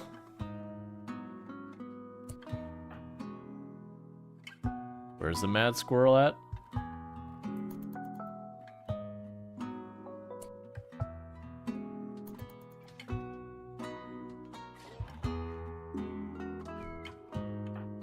Good job. You've earned yourself a snack.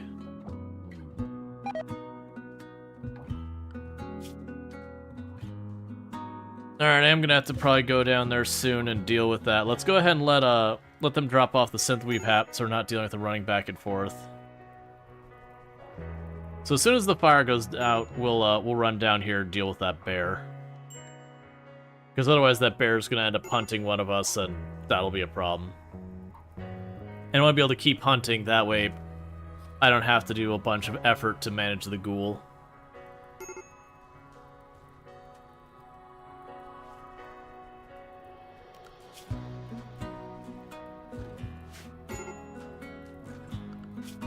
So, Gazelle, what is your meat per day ratio? Because I just need to get that. So that's 7.35, that's not great. The Ibex is 10.5, still not great. The turkey is 7. None of them are particularly good.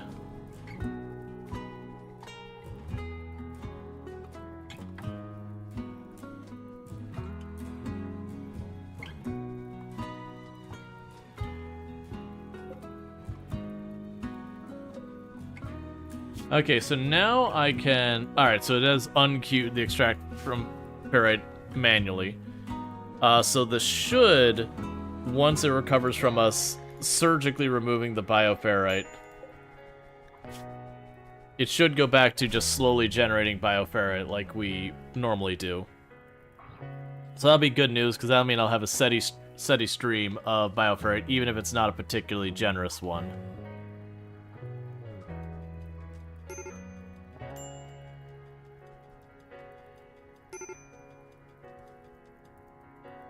Okay.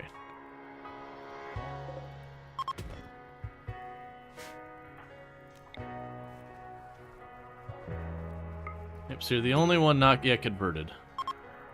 Let's get them worked on.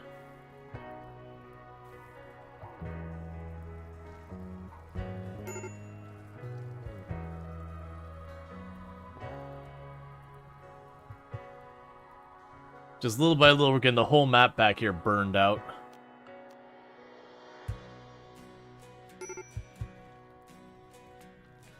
Yeah, it should actually be fine. Alright, so let's run down here. Deal with the bear real fast.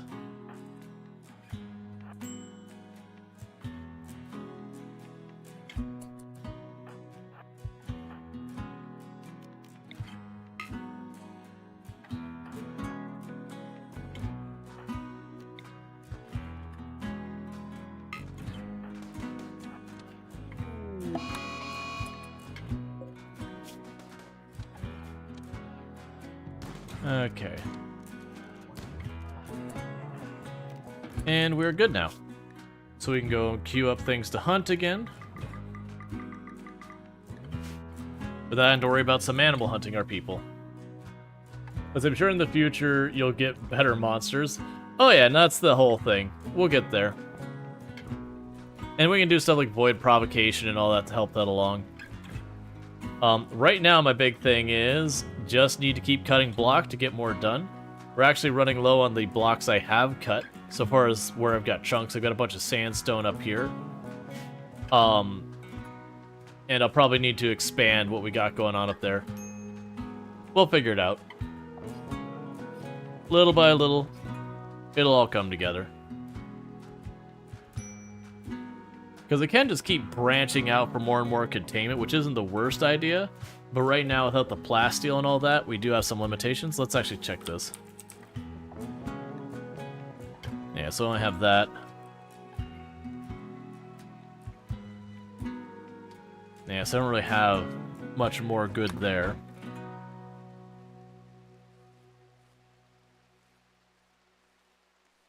Oh, we don't have those quite wired up, do we?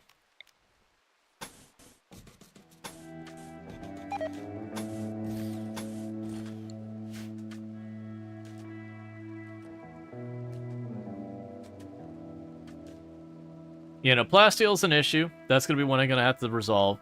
Limestone's an issue. Which, sure, I could just mine random tunnels in there. I'd probably like to just expand this.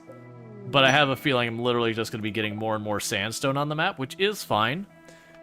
But it does mean at some point I'm going to have to switch what I'm building my base out of, which is okay.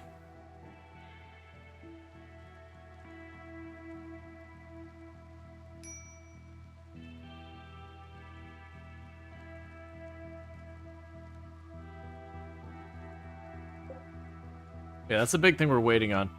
Like, I've got some... Here, actually.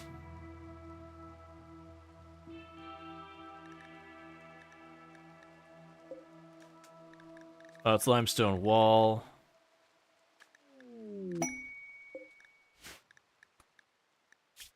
Alright, so you want me to guard, and you're going to send a 2x side raise. You got paralytic abasia.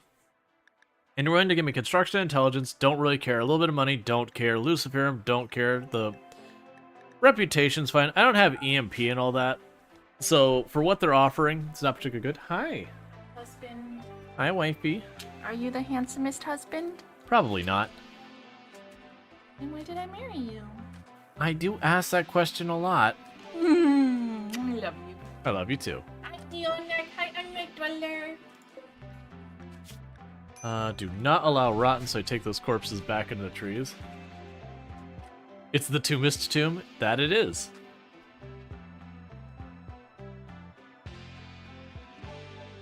Yeah, so trying to get the invisibility thing wired up. We should have the steel now. And I assume Cookie is still working on cutting stone. Well, let's,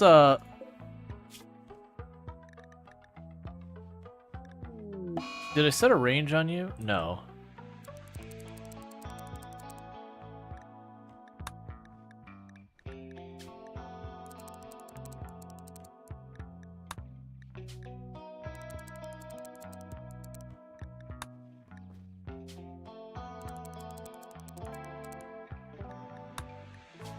Okay.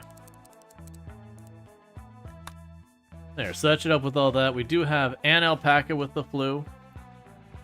That's fine.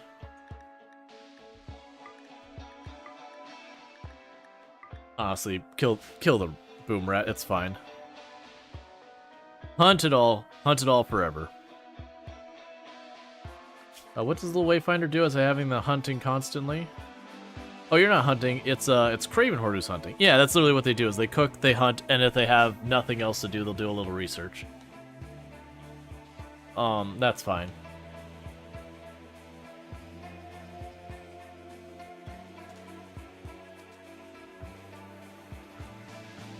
Yeah, so we've got all our lights in the containment area all sorted out for right now. These lights will have to move, the ones I put here, but I can just have them reinstalled and that'll be fine.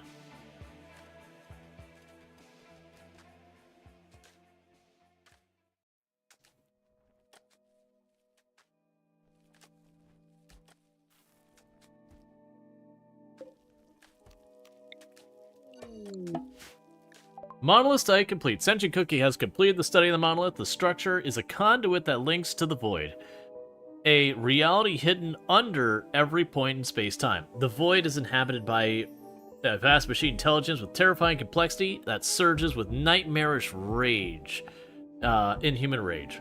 Its influence creates horrors in our world. Awakening the monolith will fully open the conduit. With the channel open, Sentient Cookie believes he can reach through and link to permanently close the conduit or find a way to harness the dark power. The monolith now provides more knowledge when studied. Neat.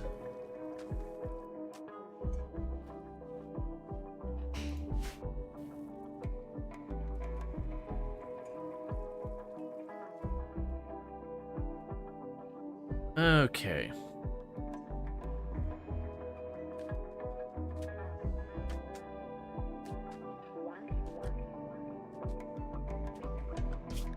You're getting tons of that research going. We're not researching anyone at this level. No, yeah, we are. Ghoul Infusion. We'll definitely need to... Oh, there's a warg out here. Is the warg... Alright, well, let's not wait. The warg has just fought something. Let's kill the warg. I'm tired of, like, every 30 seconds getting some new dangerous animal on the map that I need to consider containing.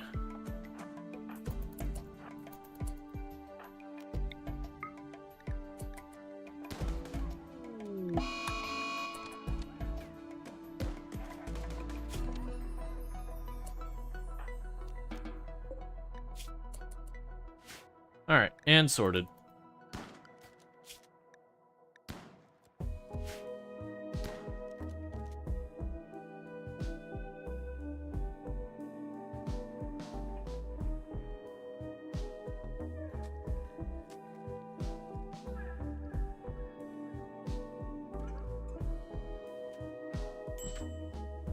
Yep, so we're getting all the stone all sorted. You're all trying to convert each other and getting mad about it.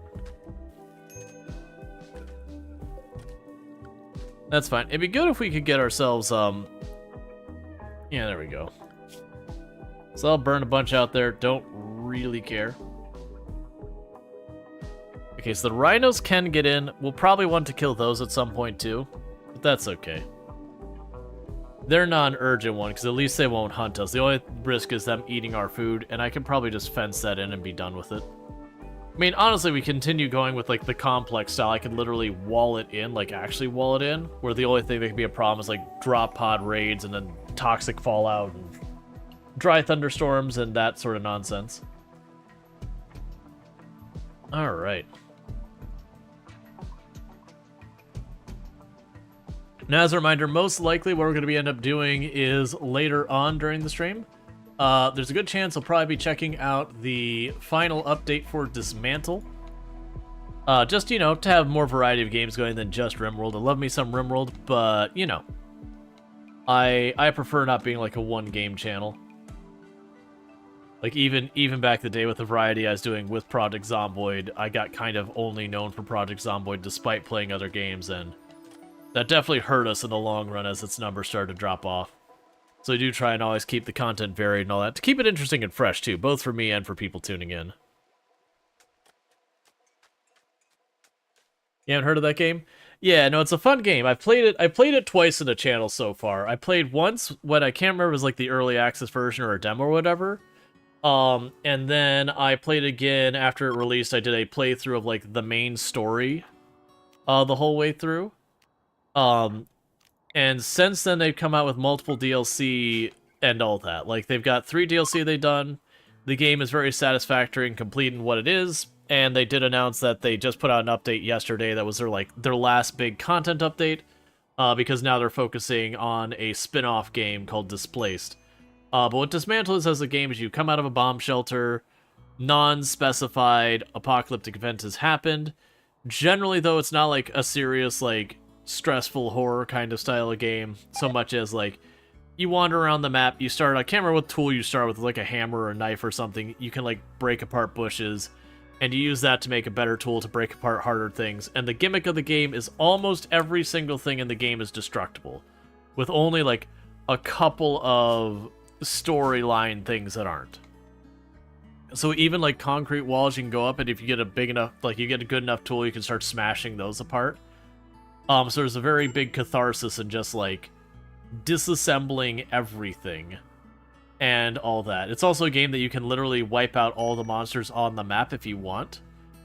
They have a way where you can disable respawns in an area of the map, and then you kill all the monsters and they're just gone forever. And there's a thing you can do to like toggle to make them come back if you want to. But it does have a way you can kind of play through and like really have like a satisfactory. I've done it. But it gets really fun because it's not puzzle, because that wouldn't be accurate to describe it.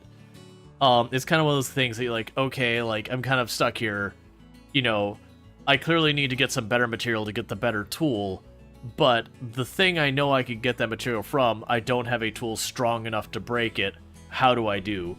And then like figuring a way around that. So it's not puzzle in the sense that there's like a solution so much as sometimes you got to come up with either creative ways to destroy stuff, like exploding things near stuff to get a little bit of material just to make your tool to then be able to take it apart in the future. But also has the satisfaction of you start an area and you can't quite clean it out very well because you just don't have the tools. And so it gives you a reason to circle back to places you've already gone to because now you've got the better tool to tear it apart. The map is not procedural generation, but it is very large, so it doesn't really matter. I do believe at least one of the DLC I think had a or has a procedurally generated section. I can't remember, but yeah, no, I had a good time with it last time. All right, so we got 2 quests simultaneously. We've got one where they're gonna drop a whole bunch of waste packs for stuff I don't care about, so I'm gonna say no to that. And then we've got mysterious cargo, where they want to send us mysterious cargo for these things. I'm going to go with the plasteel, even though the hand talent is really useful, because I need the plasteel for containment. So we're going to go ahead and do that. And this might be one that we might have to slaughter this thing. Actually, what's the containment on that? 107? Nah, even if it's a Revenant, I should be able to contain that. Alright, mysterious cargo. There's a mysterious cargo. It resembles a thick, jagged human spine made out of a rough, cast black metal. It looks like it's covered in dark fluid. The spine vibrates in response to touch and twists angrily. You can study it by holding it on a platform nearby. To learn more. Okay. Please capture that thing. Absolutely write the expletive now. Capture that right now before it becomes a Revenant and starts killing us all.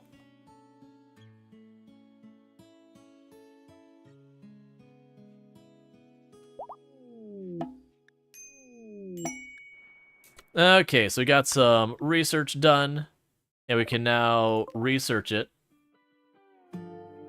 So you need how much to contain you?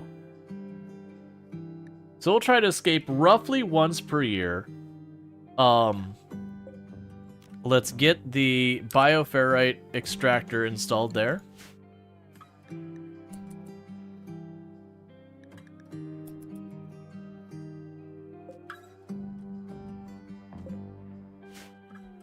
So it gave us some plasteel, but not... Well, there's the plasteel now. But not enough to, Oh. Who is our construction person? You? Can I get you to build that door? I'm hoping we have enough plasteel between the stack we already had and that one.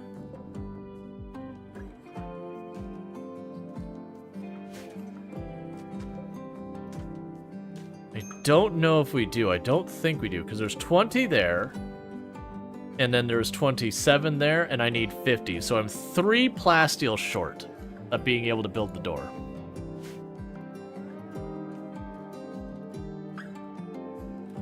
Yeah, so the downside is it is going to try and break out sooner or later. I am tempted to get rid of the So you know what we could do, just to play it safe. So for Finger Spiky Buddy here, hey man, you've been a real blast, but it's time that you die. We're gonna kill Spiky Friend, and I believe we can move the Revenant to that platform. I'm really hoping we can. And that's my most secure place. No, it doesn't have any plasteel in it, sadly. I checked that as well. But if I move it over here, it'll be way better security. Oh, how strong are you? 700? Ah, so the lime... Yeah, that's much better than the limestone. Okay. What we'll probably do is we'll probably start replacing the walls on this one as best we can. No, we'll probably leave it alone. It'll be fine. Because if I start replacing the walls, then we'll get ourselves in trouble. Are you gonna transfer this person? Okay, you're already on it.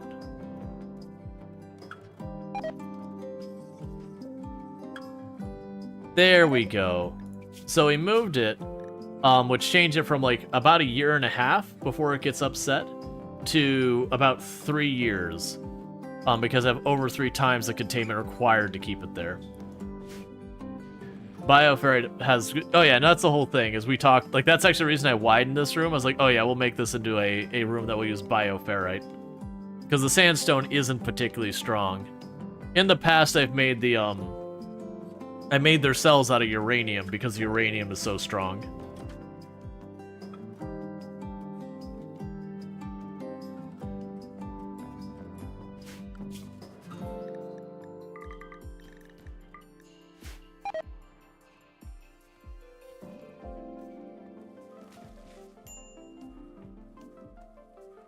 Okay.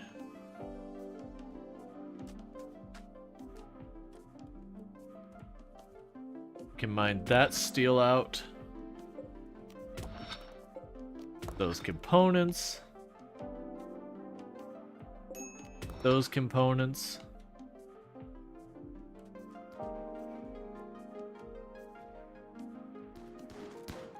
And we'll leave anything out here alone for right now. What are you made out of? Steel? Ah, that's fine. Okay, so slowly but surely. Meanwhile, you love smooth granite walls? Yeah, they're nice. I smoothed all this out earlier when I had nothing else from the work on because of lack of brick. Okay, so we do have a raid of pigmen showing up, with great grenades and Molotovs and all that. It says they are going to prepare before they attack. A little worried about that because that's it's kind of a one-to-one with our people. Honestly though, I could probably bottleneck them at the door and just melee them. What is your melee? You suck. You're okay. And you're actually scary. Meanwhile, the other ones don't matter that much. So when we get the opportunity, Moin Cobb becomes primary target. Alright, get to the door. The rest of you pile in behind. This isn't going to be a cover-to-cover situation. I'll actually scoot you a little farther back. The goal here is we want to go ahead and get them tied up in melee as fast as possible. But that's our primary target. Oh, the good news is they're in the back, so we should have the fight settled before they get in melee range. Okay, that should be fine. We should be alright. As long as everyone gets into position in time, we're good. No good Nick might be late to this party. We'll see. Yeah, so we're just bottlenecking them right now. Gonna tie them up into melee. And we're gonna start blasting.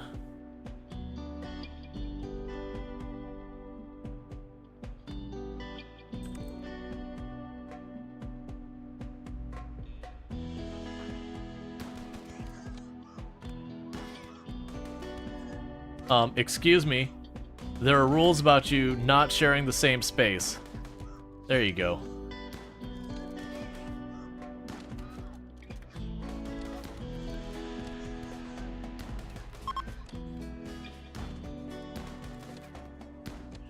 Hey, well, don't shoot my own ghoul. Come on, man.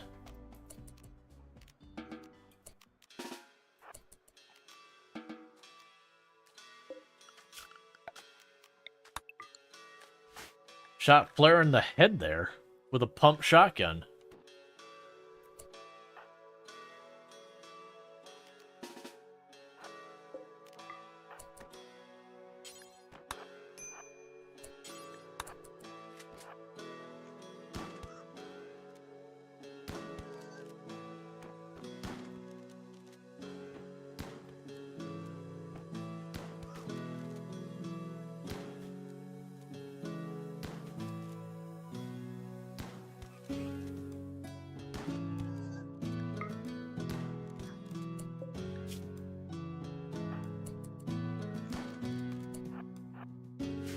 Okay, meanwhile, I do see that they destroyed that door and we didn't rebuild it. That's fine.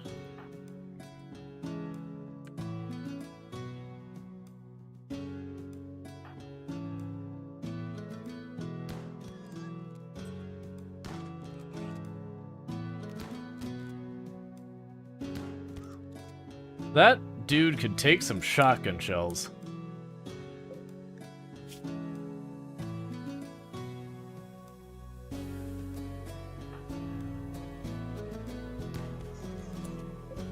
There we go. Unfortunately, there's no time to patch you up. But I'll take your flak armor there, buddy.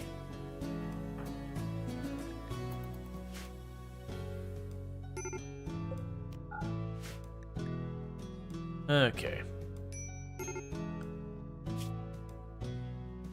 Major break risk on you because genetic chemical dependency has not been satisfied. That is going to be a problem. And I don't think I could just console them on it either. That'd be weirdly potentially overpowered because you could wait till they get that, give them the preach thing to bring it down. But that's fine.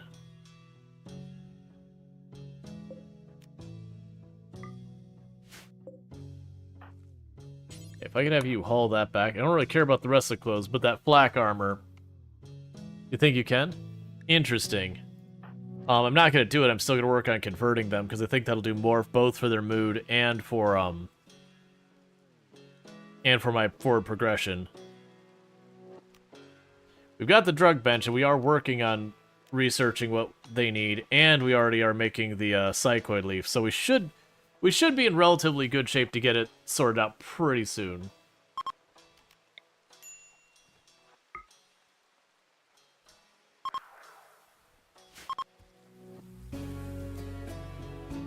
Okay.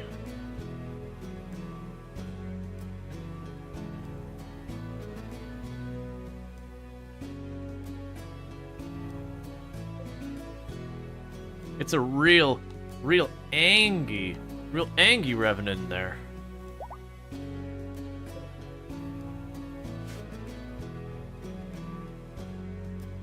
Yeah, I know there was some stuff that didn't work. Please don't leave that outside. Like, the clothes down here I'm not super worried about. That I get. But good equipment, like, don't just leave it laying around.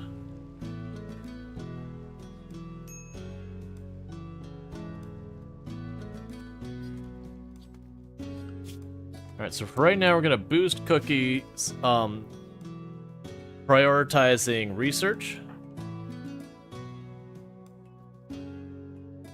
That way we can get progress there, because right now Cookie is working on the crafting side, which is good, but I just really need them to get some of the research done so that we don't have Craven Horde running around murdering people, because they haven't gotten their fix in a while.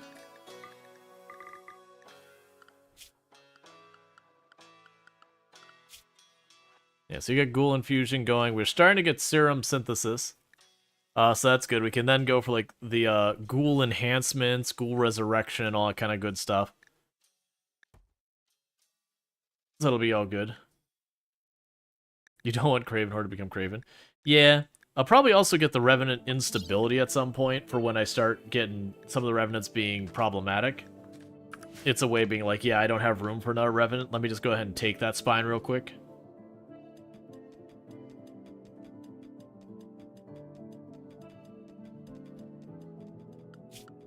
So you're both mining. That's fine. We don't usually queue up that much mining, so I think that's fine to just let them go for it right now.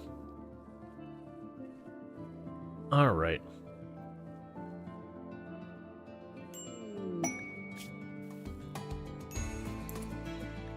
Alright. Transport down, so we got a shuttle that's going to arrive. They're offering me Glitter World, Honor, or Goodwill. I'm gonna take the glitter. Most likely it will land inside our perimeter or right on the edge.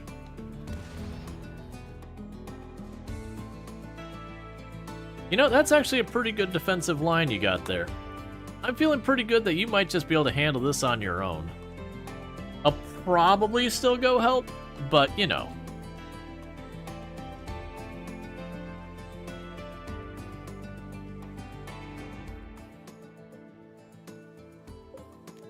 We'll definitely take apart your shuttle too.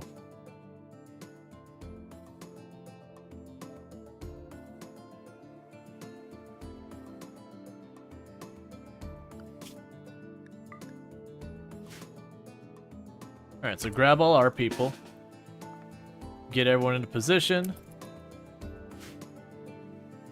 The attack is definitely coming from this side. It's the only place it can come from. Alright. Did you ever find the ancient danger? No. Not all maps even have an ancient danger. And if it's not on the outside edge, you won't see it. Okay, so it's four melee, individuals. Let's move everyone up just a little bit so we can hopefully avoid friendly fire.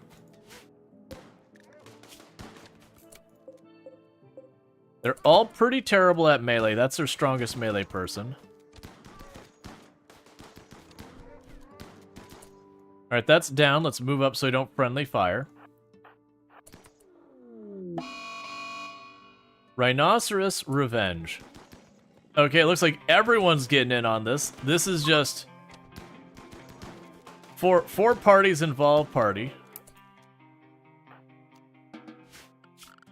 Alright.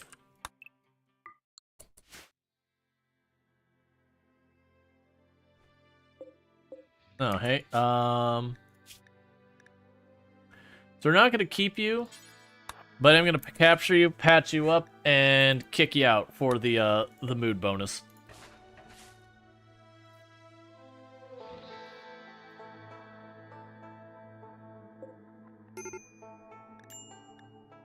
Yeah, major break risk, minor break risk on you. We're working on it. Prisoner, you will be released.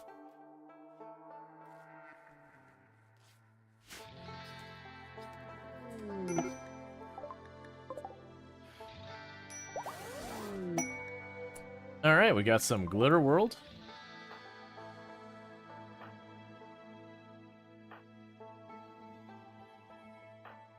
Alright, who's going for it?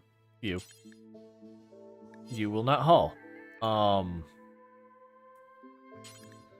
haul that next.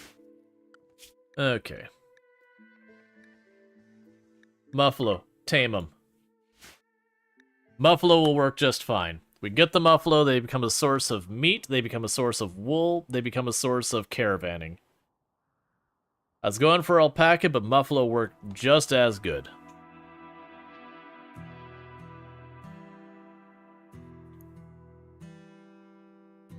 Alright.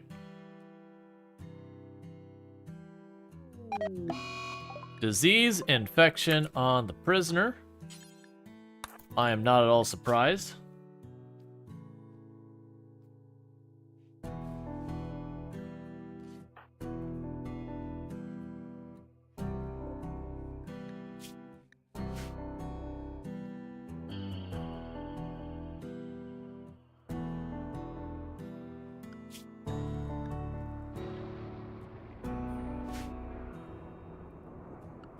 So, and handling is before hunting, so let's go.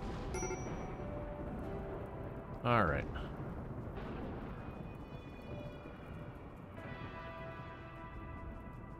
At least this time it's mostly... Like, the last one we had, like, 3 lightning strikes in our farm. It's just like, come on. We managed to keep it contained. We only lost the cotton, but still.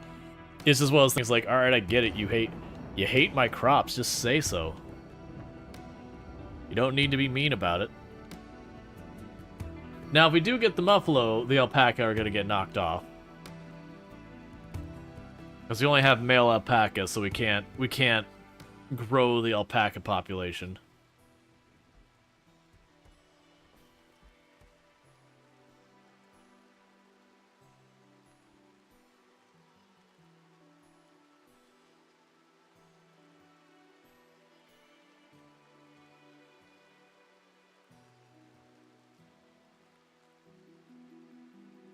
Who says trying? Nope, no luck in that one.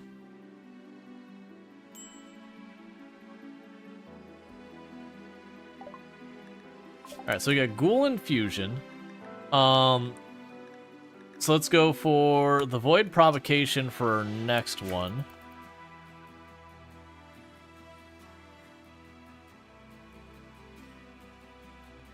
Alright.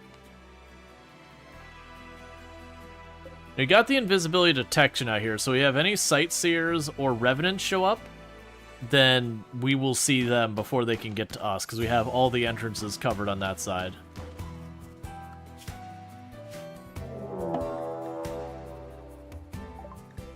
We're being attacked from multiple angles, according to this. All melee, 5 of them. I believe they're Neanderthals. They're going to prepare a while, so they should all hang out here. This is one of the downsides when you have your enemies come in from one group, where you're supposed to have some groups attack you from... Do we have flares? Yes. When you're supposed to be attacked from multiple angles, it mushes them all into one group. And you'd be like, okay, so we only have to defend from one side. And a lot of times the reality is having them from multiple angles actually makes it easier, because you can go run over and bully whichever one's the softest group to knock them down before they get there. Or, you know, pick off 1 or 2 dangerous ones from the worst group. But if they all come from the same angle, then there's not a whole lot you could do to adjust this. Alright, so the downside is they are going to be dropping in range quickly. We don't really have a good way of dealing... Actually, here, you go there. We don't have a really great way of making this safer for ourselves. I do think this is going to be where we pop that second little turret. The remote turret, because they're all melee, they're all Neanderthals. So it should get them to hit the turret for a little while. And have the turret then blow up in their face. Because they're tanky enough, they'll probably push through our firing line. So deploy the turret. And put right in the middle, right there.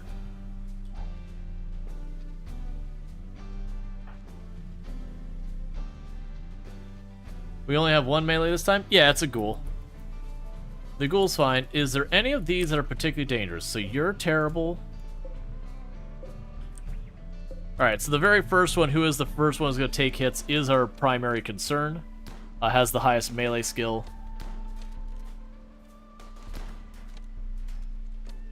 Oh, you were not supposed to destroy that in 1 quick hit. Hit him with the flare.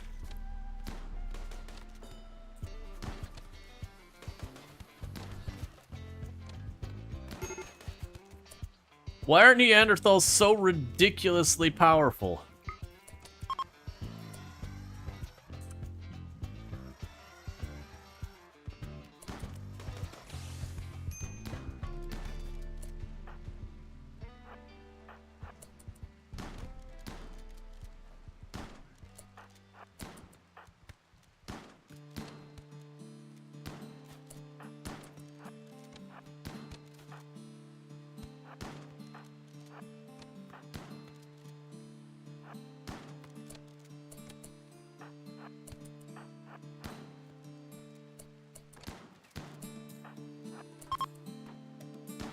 Okay.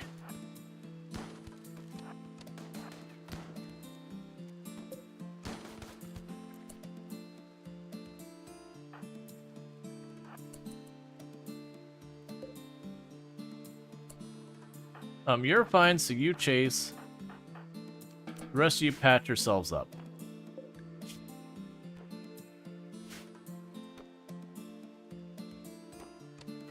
It doesn't help that we're fighting them in the rain.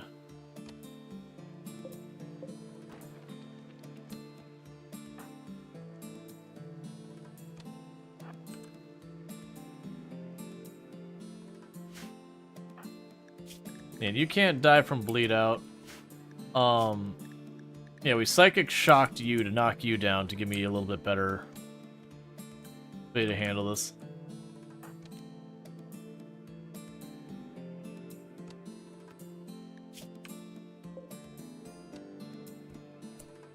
There we go. And you're not going to have enough time to be saved.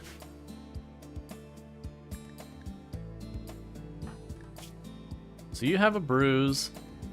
You lost some toes. Oh, you are on the brink of death. No, stop. Don't. Here, this is a hospital bed now. Go to the hospital bed right the heck now. You have only 3 hours till you die. Who is our other doctors here? Cravenhor, buddy. Forget the prisoner. You have an immediate medical emergency going on right now. How are you still standing, Usei?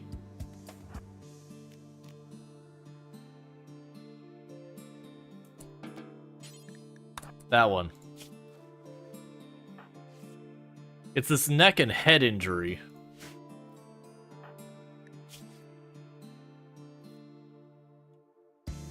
Oh yeah, and you're getting really heavily penalized because your go juice deficiency.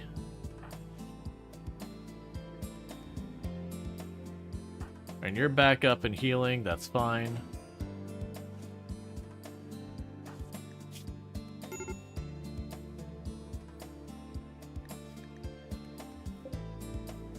That's...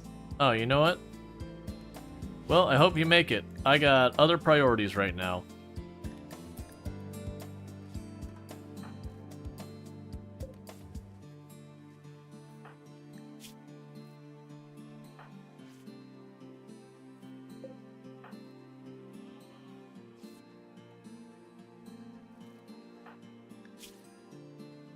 Okay, so it looks like everyone's gonna get patched up in time, but... As is like, Usei's walking along, it's like, alright, how bad you get it? 3 hours sleep bleed. That's like, oh goodness. The ghoul can clean the infection? Something like that. The infection's fine. This one's gonna make it just fine. The only way they could not make it is if they went like extreme starvation, all that.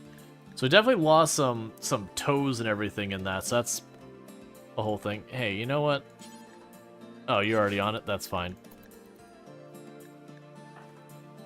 And you just have a bruise. A bad bruise, but a bruise.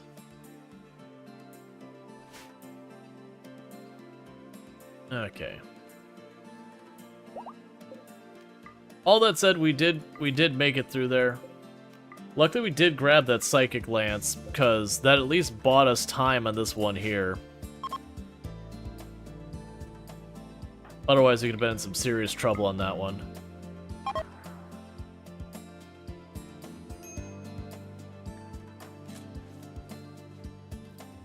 Okay, you're getting patched up.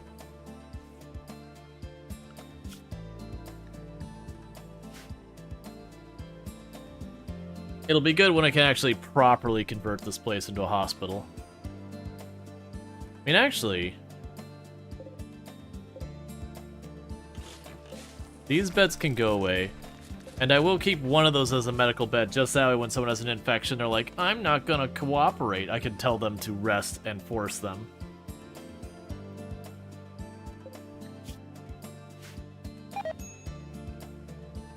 Alright.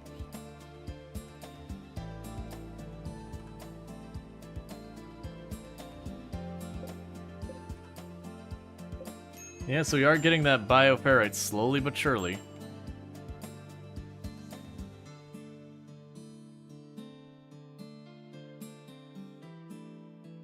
Okay.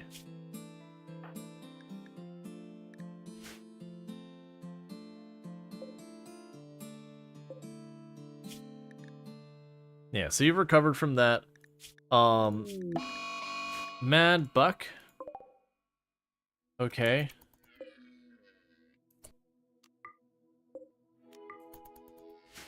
Probably don't have to worry about... Well, I mean, it can cut through here. I don't know if it's smart enough to do it. I think it might actually go to the barricades and have to break the barricades. As long as I don't go down there, we're probably fine for a while. I'm just gonna give my people a chance to recover from that last fight before we go chasing it. Oh, it's going for it. Alright, start running down here. It is breaking the barricades.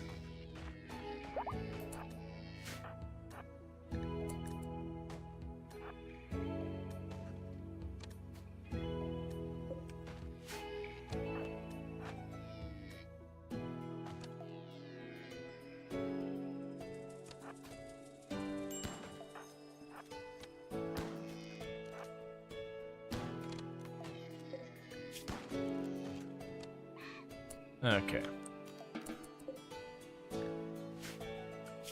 So dealt with that.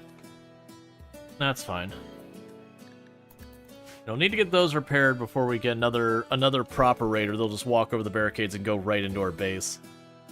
Right now, though, I want. Actually, we only got one more person that's still injured. Everyone else is already recovered.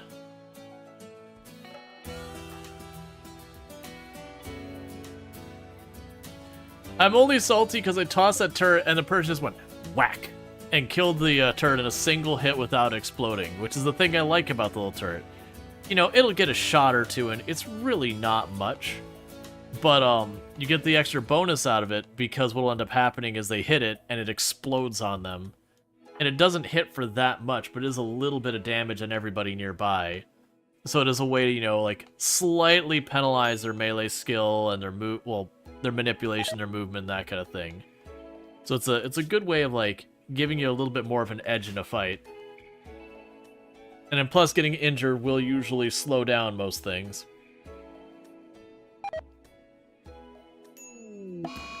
Disease muscle parasites. Thanks, game. That's gonna help.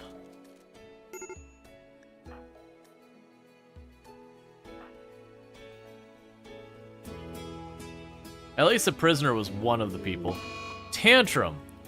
You are going to break stuff in your room because you're not getting your go juice. The good news is Cookie almost has the go juice researched. And then we can go get that go juice so that Craven Horde becomes far more manageable.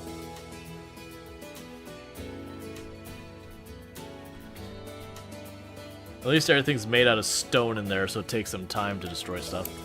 Alright, so we've got that.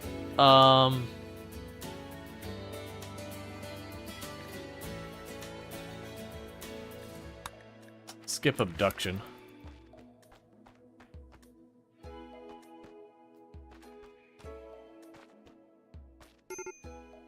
There, you had a break and you didn't even fully destroy anything. You just banged on stuff for a while. Perfect. That's pretty much the outcome you hope for. Is no permanent repercussion. Just get a person to go through and do a repair, and they're all sorted. Those muscle parasites aren't going to help the mood though, because they're going to be sitting there getting all angry about that. At least the muscle parasites, if we get enough good 10s, it goes away. Versus it's the other one. The muscle, not mechanites, the fibrous mechanites or whatever it is, which is just like, when does this get better? Eventually. Can I speed it up? No. All you can do is tend it to reduce the amount of pain the animal or the person experiences. I saw the alpaca thing and brain went animal.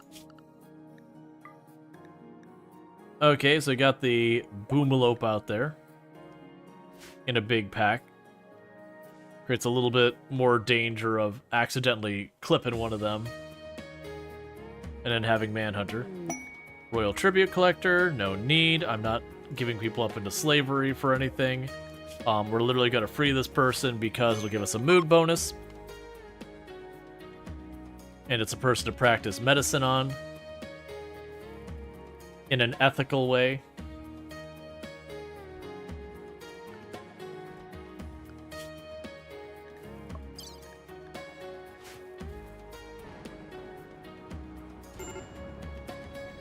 I'm suddenly trying to remember. It's been so long since I made go juice. Do I have all the materials? I know I needed... Where are we at?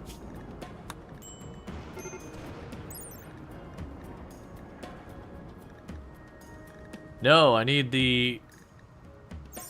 And I also need okay.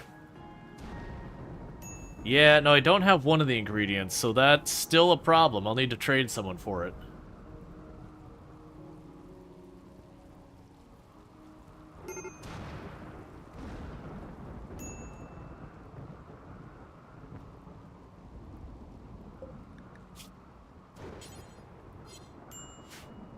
Alright.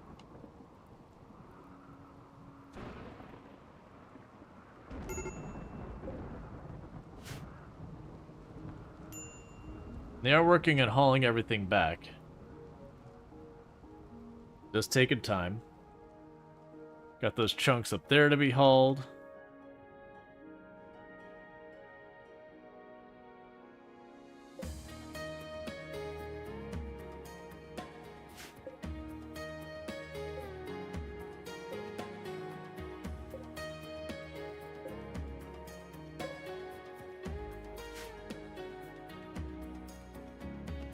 Alright.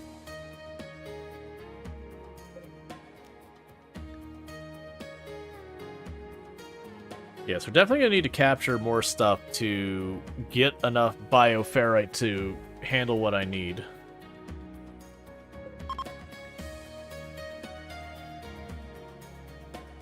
And I need to stop being stubborn about this limestone. I mean, honestly, we're basically... It's not even that anymore. We're pretty much out of all of the stone. We're working on getting the sandstone here, which I can get more by just mining. I'm just trying to not have our people tied up. So I'm waiting to see, like, if I see someone go idle, we'll deal with responsibilities around here. But I need to keep Cookie on doing the research, which is why our stone chunks aren't getting cut anymore. For the person we had mining, they're also our construction person. They are helping out with hauling and cleaning and all that, which is good. But eventually they'll probably tag along to help out with the other stuff. Here, go banging that for a while.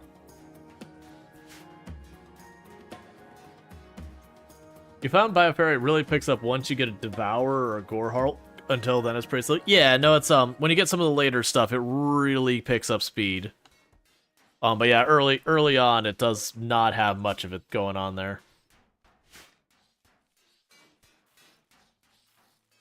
How much longer till you pass out, by the way?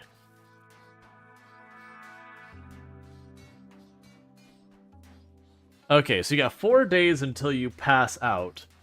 And most likely we'll be able to at least either get more Go Juice or be able to, source what I need to make Go Juice. Either way, I get Go Juice.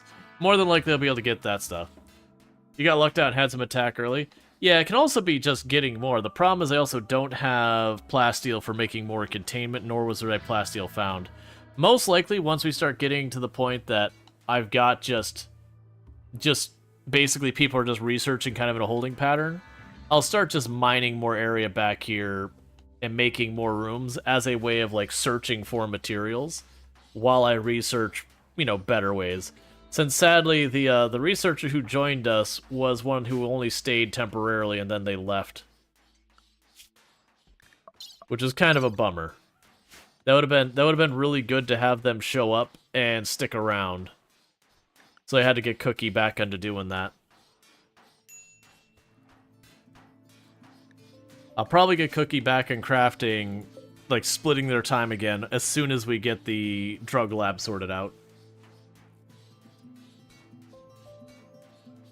That's a good 10. That'll help get rid of that quick. Okay, that's another thing destroyed. And do you have a need for more meat?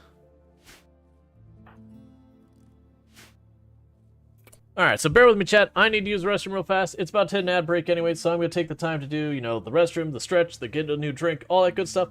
But thank you again for tuning in, and I will be back in just a couple of minutes once the ads are over. So I do really appreciate everyone tuning in, and I'll be back in a few. So thank you again.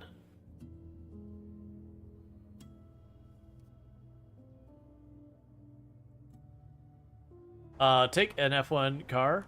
Yes, they look fast when you watch them on TV. Compared to watching it in person, they look slow on TV. Oh, yeah. Well, that's you look at some of those races, like, what speed is this car going? Oh, it's going around that corner about 189. You're like, it's going what now?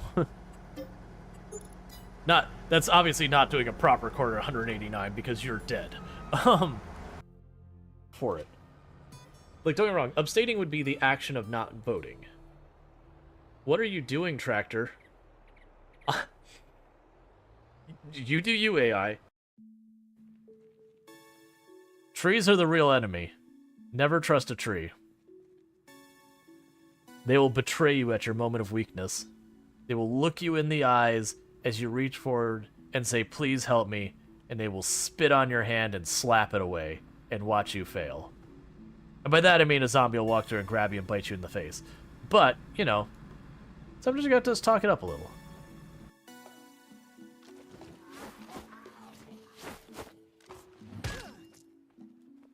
What?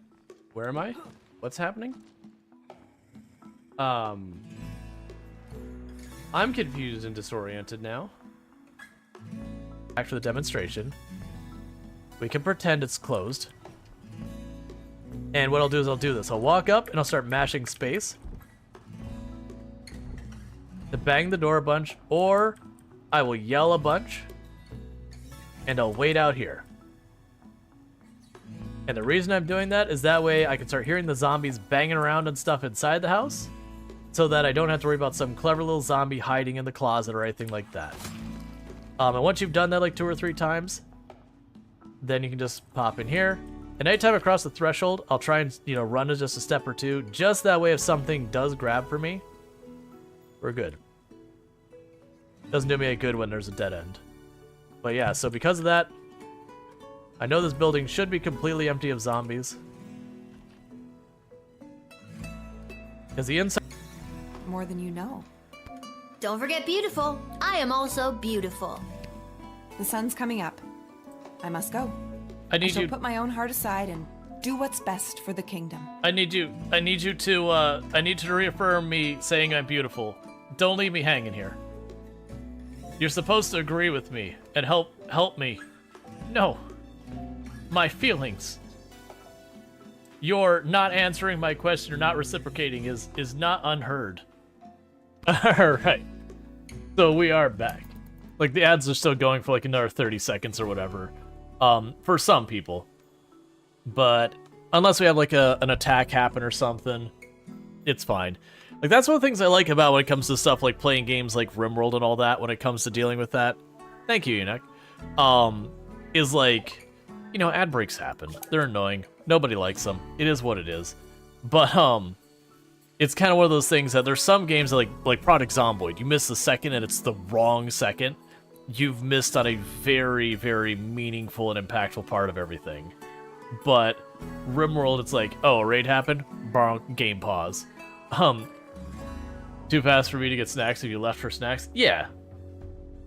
Yeah, no, it's surprising how fast time goes by when you're really worrying about it. What do I want to go for next? So the advanced lights is not a bad move. Sterile materials is not a bad move. Was there something I said I was going to go after next? Alright, let's look at it. So we got the Go Juice. I think we're good. So let's go after the advanced lights so we get the big floodlights for the whole area. Because if I put like 2-3 floodlights along here, we can literally have the floodlights the whole way to the kill box. That way when it comes to dealing with the kill box stuff, like, we're good.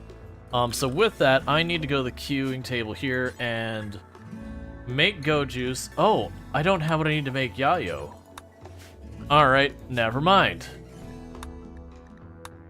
There you go. Research you. So Cookie needs to remain on research.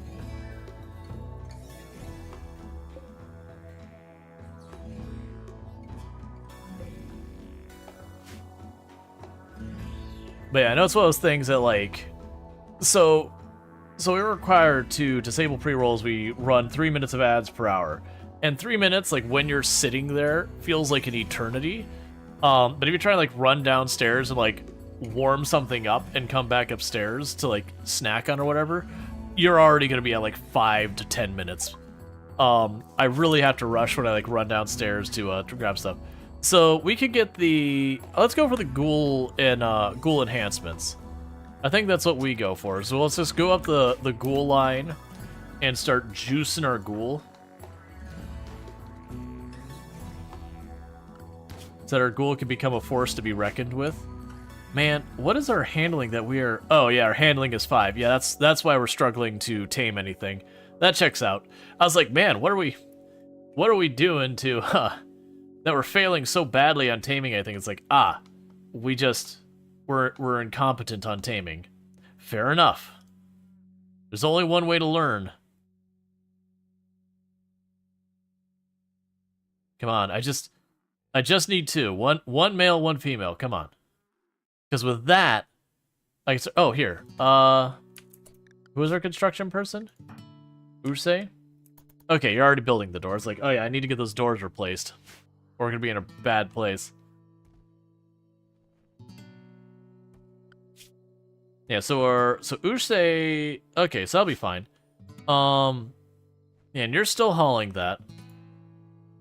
Yeah, and we should be fine. Oh, good. They finished the second door. I don't know where we got the extra plasteel from. Because we had checked and I had only had 47, I needed 50, and we checked that there was none there, but we got ourselves a second room set up. So that's good news. Let's, for right now, reinstall that light on this wall, and this light on this... That light can stay there. We'll reinstall this light over here temporarily. Bulk goods trader. Come on, let's talk. Let's see some good stuff here, friend.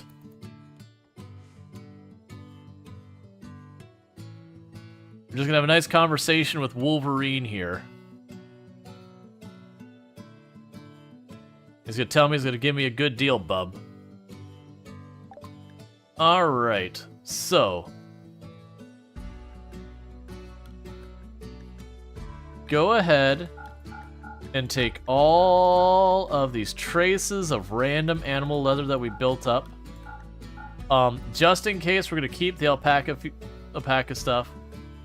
Do you have... Oh, we got all these worn out clothes. Do you not have anything worthwhile for me? Because you've got piles of meat and all that. And you got some cloth. Alright, so... Alright. Cancel on the light leather, and that should actually be about fair.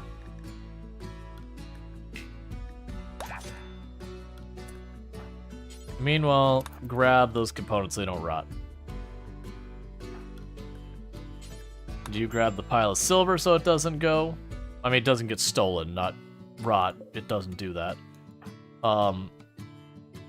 You go and grab those components since they've been still sitting out there.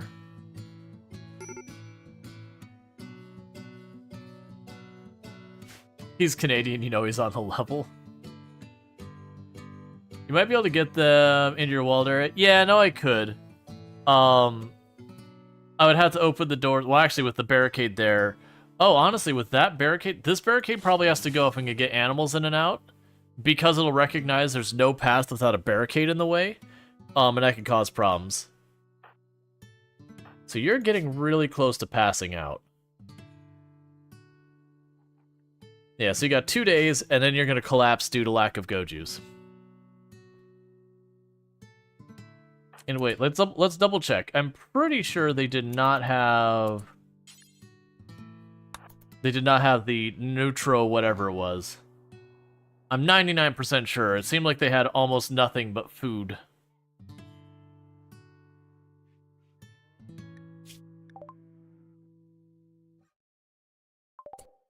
Yeah. There. Just so it's walled off. At least I have to go a little ways around. You gave me gold.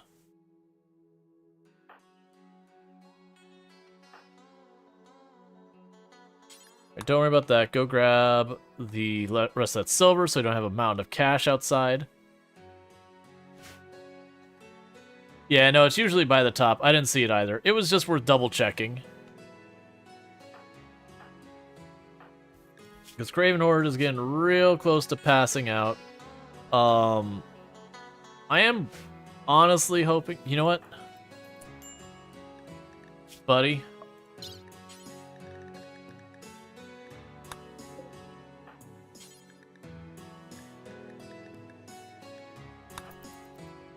I'm gonna knock them out real fast, because they're gonna have a mood break and probably a murderous one.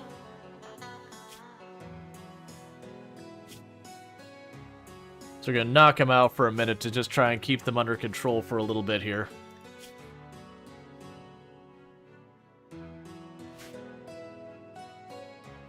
Because then it should be like 2 rounds of anesthetic.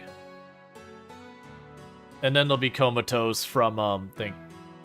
How many days since last Go Juice? It was 28 I last looked, and at 30 they will go comatose. Yeah, 29 now.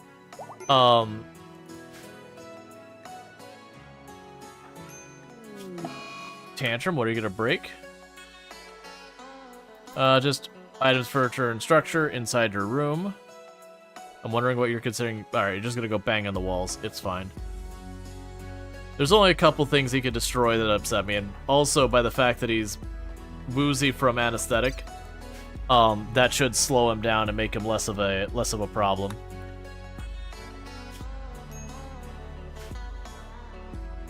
Cool. So you got out of your system. So Catharsis will probably carry you through until you go comatose.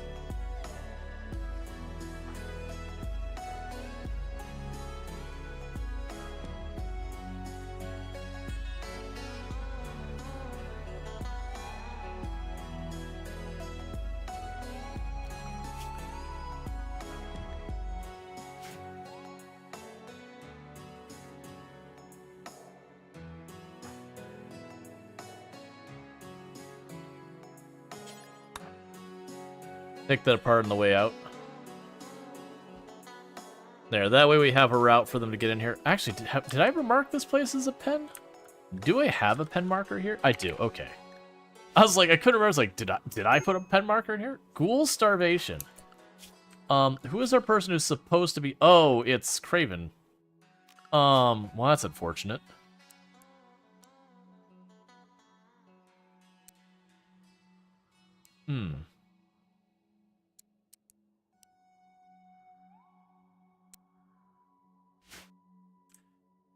Is there anything little out there you're good to eat? I mean, honestly, you'd have that fox.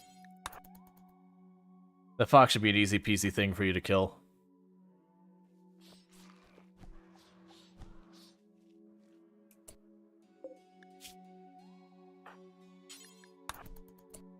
There you go.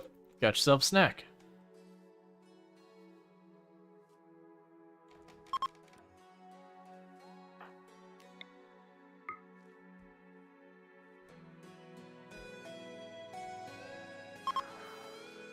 Cool. Slowly whittling them down before they pass out. And we have way more than enough food. Oh, you're our cook too? Alright, so we need to get you back to Sign to start cooking again, because Craven Horde's about to check out. That sucks.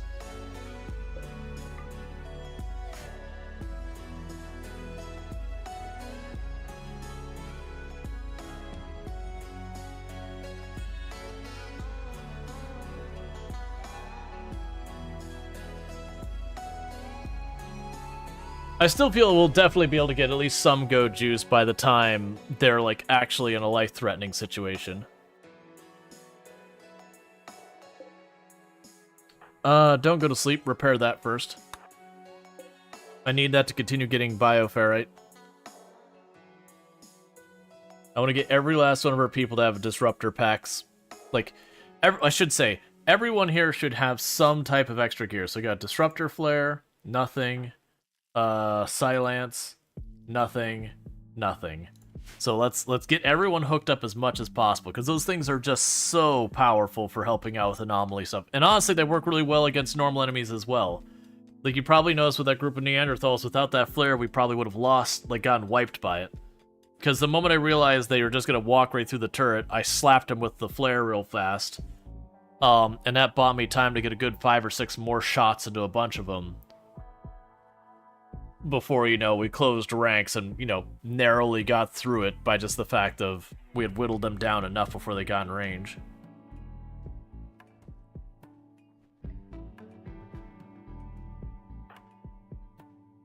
Come on, tame me a muffalo.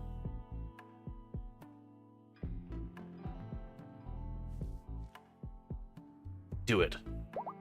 Yes. Alright, so we've got one. We've got a female. I just need a male now. In fact, just focus on the male. Once you have the male... No, actually, go ahead and do them both.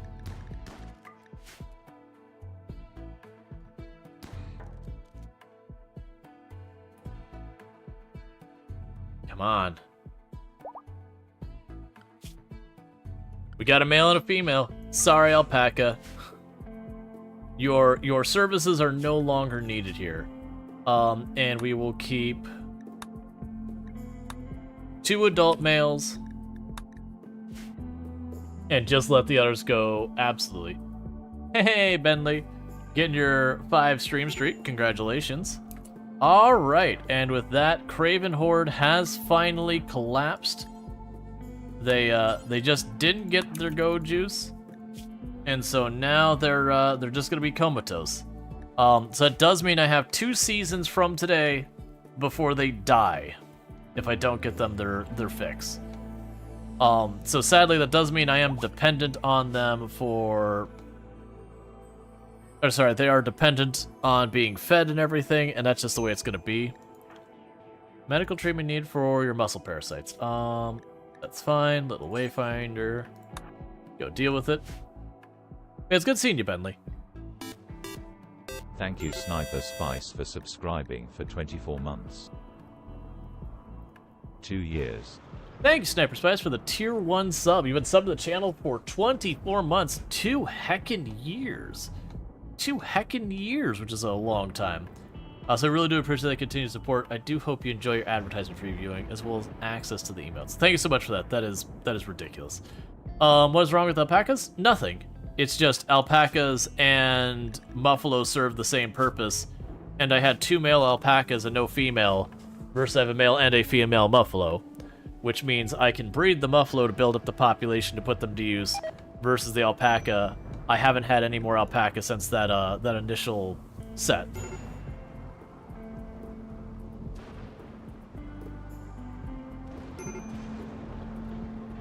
Because to me, pretty much I see alpaca and buffalo in the game as, you know, there's pros and cons with each of them, but they serve the same basic function.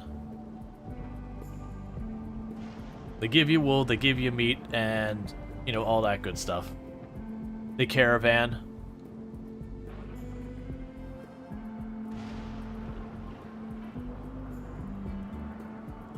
Alright, Cookie. We need you to make that go juice happen.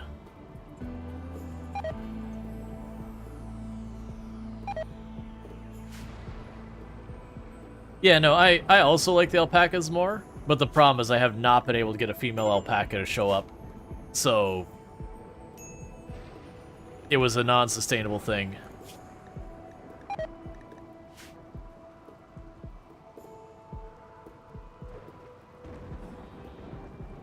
Using the cold and hot climate material? Yeah. Oh no, the alpaca are excellent. Honestly, alpaca is probably the animal I keep around the most often.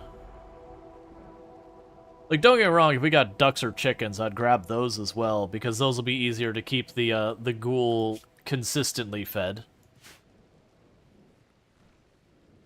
They just breed so aggressively, so you can just, like, constantly have a rotation of them being born and butchering to keep the ghoul fed at all times.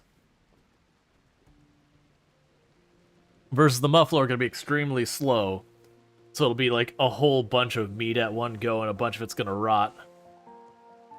We need to get a freezer set up now I think about it.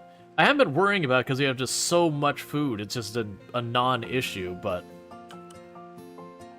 I shouldn't be doing that. Where do I even want to put the freezer? I mean, the big thing is I don't have much, like, I don't have much material to do stuff with. I've got Cookie, who is our crafter, fully on research trying to make sure Craven Horde doesn't die. Which hasn't really left them any bandwidth to do anything else.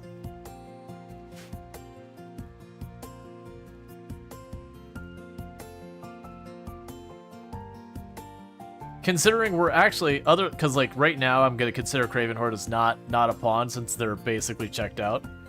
We're only 1 pawn up from the very beginning. The game has just not been willing to give me pawns. Colony Wasters can't animals. He got a breeding pair of chinchillas. Very rapid turnover. Yeah, and there's a whole bunch of animals like that. A bunch of, like, the rodents, like rabbits and all that, turn around real fast. Chinchillas turn around real fast. Chickens and ducks turn around really fast. All of those are really good animals for, we could go for the microelectronics. Let's go for the lights, then we're gonna go for the microelectronics.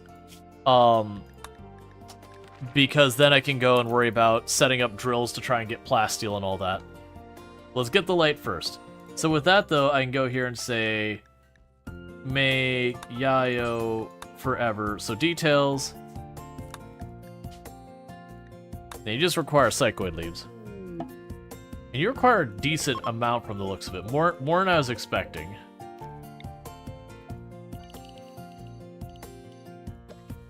So it wasn't planning on being a drug colony, but then we got Hussar. And Hussar and Wasters are like, nah, man. Existence requires drugs.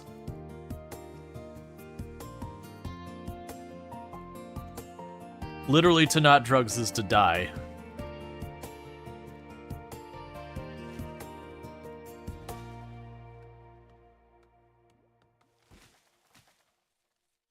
Yeah, I can see putting, like, the kitchen and freezer over there. I'm assuming you're comatose? Yeah, so I can't do anything with that. That's fine.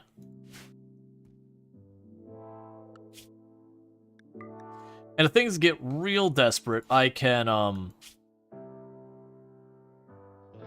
Oh. I was like, I can caravan to a neighbor. It's like, oh, I do not have any neighbors nearby. Okay. Lawman of Faith. Oh, that is our relic, so let's go ahead and choose okay to that.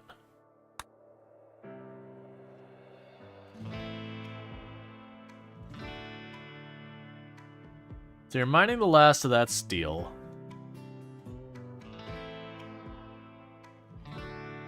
Alright, well I guess...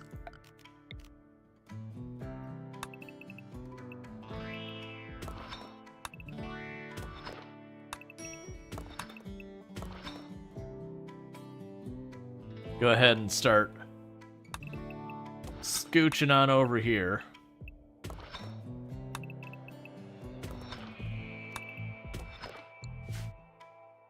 Get some more room start to prep just so we start getting some more stone to make stuff.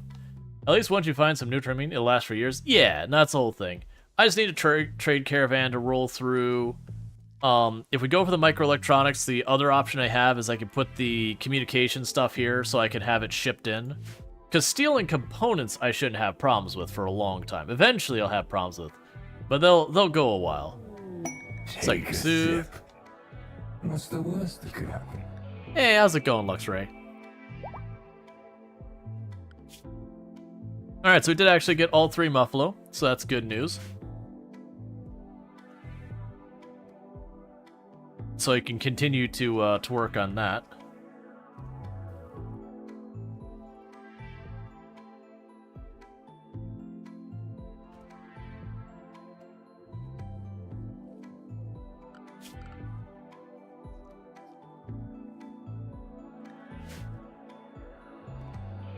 Alright.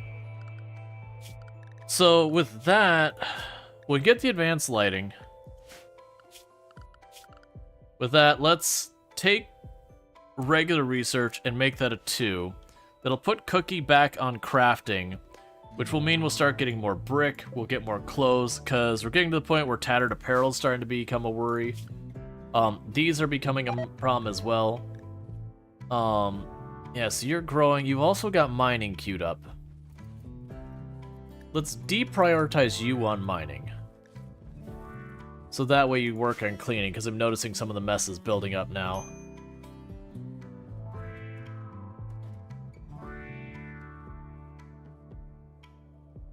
Going to a friend to rescue their fart.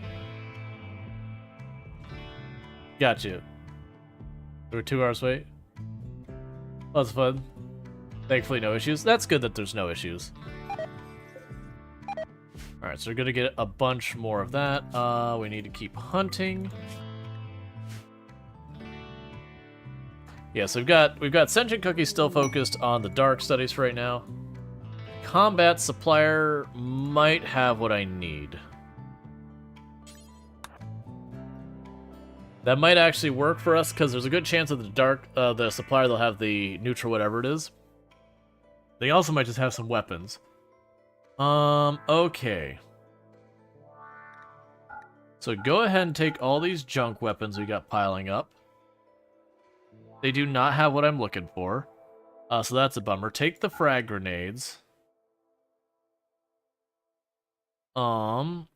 Weapons-wise, they don't have a lot to offer us. We could take the chain shotgun, will be a really good choice. So I could take the pump shotgun, give me the chain shotgun. I don't really need melee weapons. So yeah, unfortunately they don't have much there. We could take the medicine. And I think that's what we do. And Ursay here has that. Sentient Cookie will come down here and grab the chain shotgun. And Ursay's already grabbing the medicine to get out of there. That's fine. Yeah, they want to make sure the car broke. You could help push it off the road safely. Gotcha. Yeah. Yeah, those kind of things happen.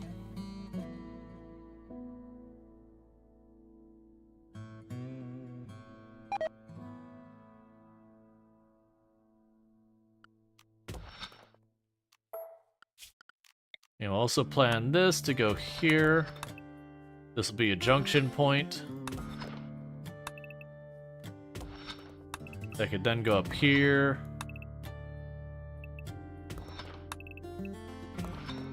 For additional storage.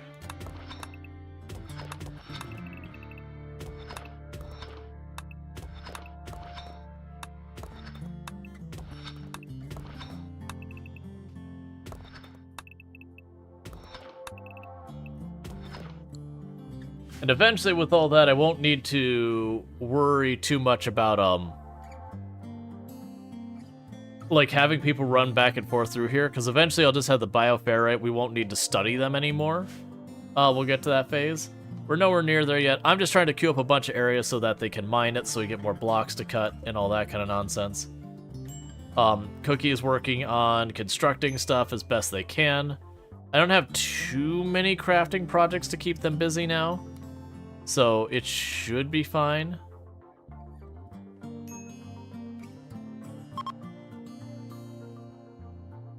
Such a bummer that we're just not getting what we need to get the go juice for Craven Hordes.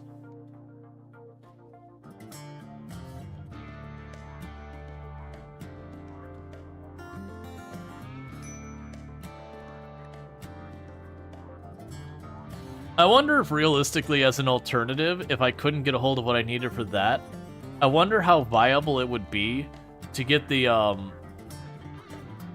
let's see, your arms might be borked, but your legs are strong. Gotcha, yeah. Blight on the potato. Schedule work. Plant cut 1.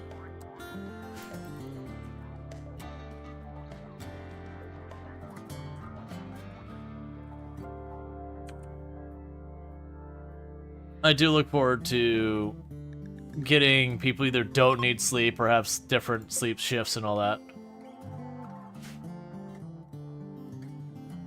I know it's supposed to assign to cut them. I've had it like really spotty if it's reliable or not. What are you doing? You're digging? Yeah, don't worry about that right now.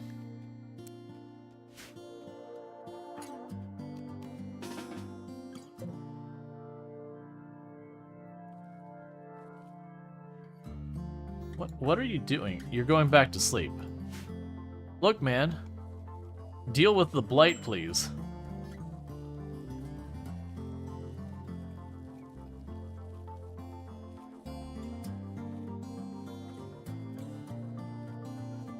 There we go. Blight is dealt with, so let's fix your stuff. So go back on mining. Go back on growing. I don't need you doing these things. You can drop this back down to 3. And that's probably fine. Okay. Ghoul starvation. Right. Oh, hey, I need you on that as well. That's fine.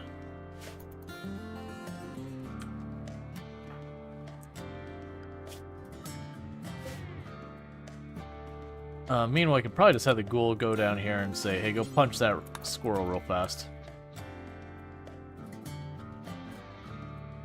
Before you mutiny against me, and then I lose a ghoul. Cool. Alright. So I've got all this going, the colony is slowly expanding and all that. We are getting our flake produced for making the go juice. We just don't have the other ingredient for the go juice. So we've just become a drug manufacturing colony. Not by intent, that wasn't the original plan, but it's where we're ending up. It is what it is.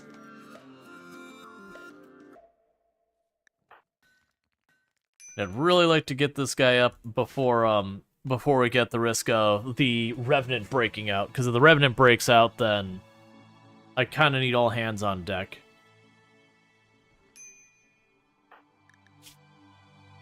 Awful barracks. Hungry, tattered apparel, slept in the cold.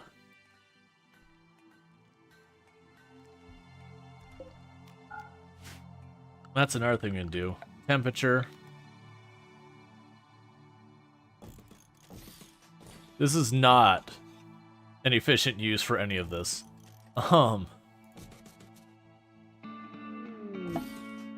That's fine. Alright, visitor has items to trade. Let's talk, friend. I have a need that needs... Like, I need my fix. Hey, Mossy. It goes alright. Like, I mean, actually, the colony's going pretty well. The thing we're missing is we got a Hussar, and they're not getting what they need in life, is the way I will phrase it. Get rid of the recurve bow. Yeah, still no dice. Just cannot get what I need.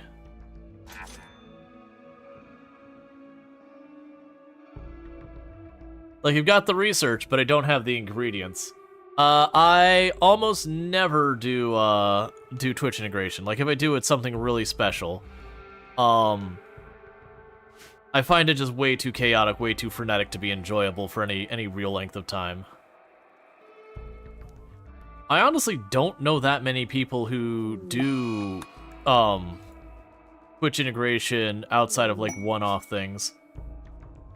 Alright, so you want me to build something. I don't really have the block to do that. You'd be willing to give me a telescope, which is nice.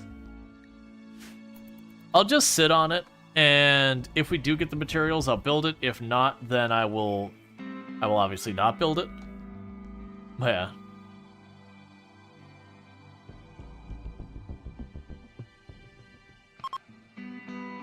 We're just kind of stuck here. Let's see, the main long-term Twitch integration is having animals be chatter names with text showing up.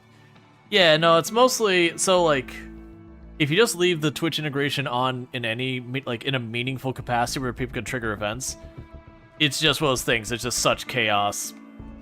I actually have a lot of people give me feedback that they don't enjoy it because it's not the normal kind of relaxing type gameplay I do. It's just way too chaotic.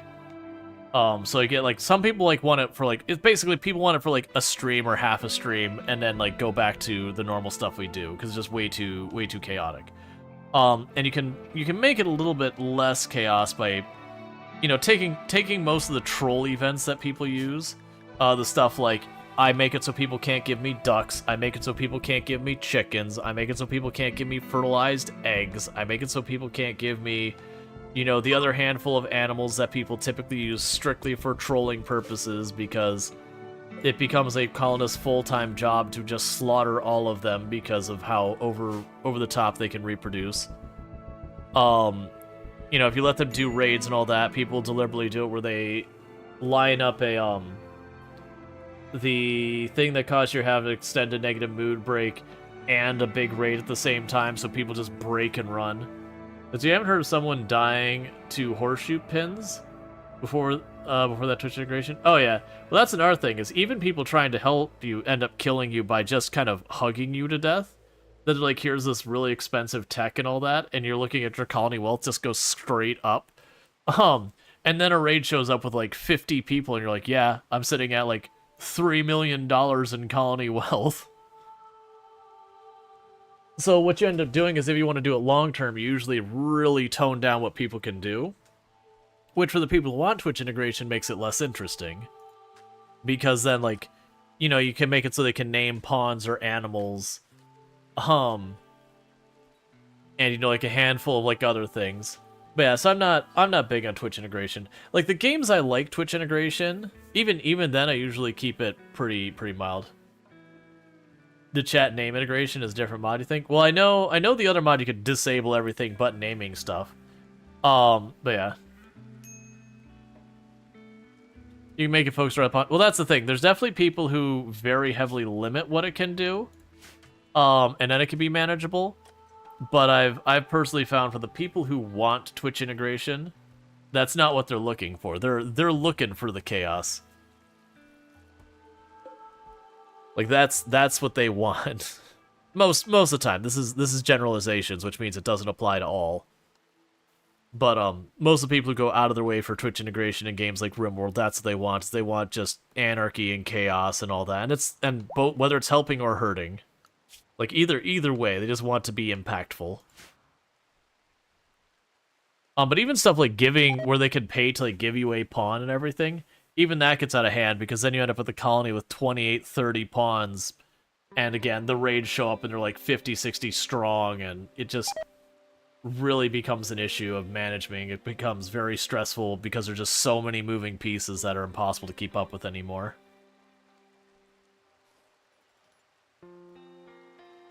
Alright, so that should help some moods as well, because at least now they're not freezing. They should also have better things there. We've still got people managing food. Even, like, we're gonna start having, like, lots of this food just rotten here. Because it doesn't last forever. We are cooking with it. We can go ahead and destroy that. That's not needed anymore. The mods that pull people from chat name pawn. But what if someone doesn't want to be in the game? This is why we have name queue. Yeah, no, that's the thing. But that's usually it's you get like your points and all that, and you say like you hit the button to say I would like a pawn, and it does kind of what we're doing, like the same general idea. They just use the mod or redeem or something. Either way, like that's fine. But like that's the only thing I'd want with the mods, because like I've done Twitch integration on RimWorld a couple of times, usually again as like a reward for when we hit some milestone on the channel or whatever. And usually even by the time I'm done with a stream, I'm so frazzled I'm already kind of over it. Like it's fun for a little bit, but it very, very, very quickly. And I've sat there and every single time I've done it, I've reined it in a little bit more and a little bit more and a little bit more. But it's also those things that it definitely, I've found, we get good viewership at the start of it, and then viewership kind of declines on that too, because it's disaligned with my normal content. I don't do a lot of very frenetic, chaotic type content very often. Not never. But it just is one of those things. You always got to be mindful of the audience you've fostered and grown over the years, and make sure whatever you're doing makes sense for that audience. Like, what might be a great idea for one channel might be, like, the worst possible thing you could do for another.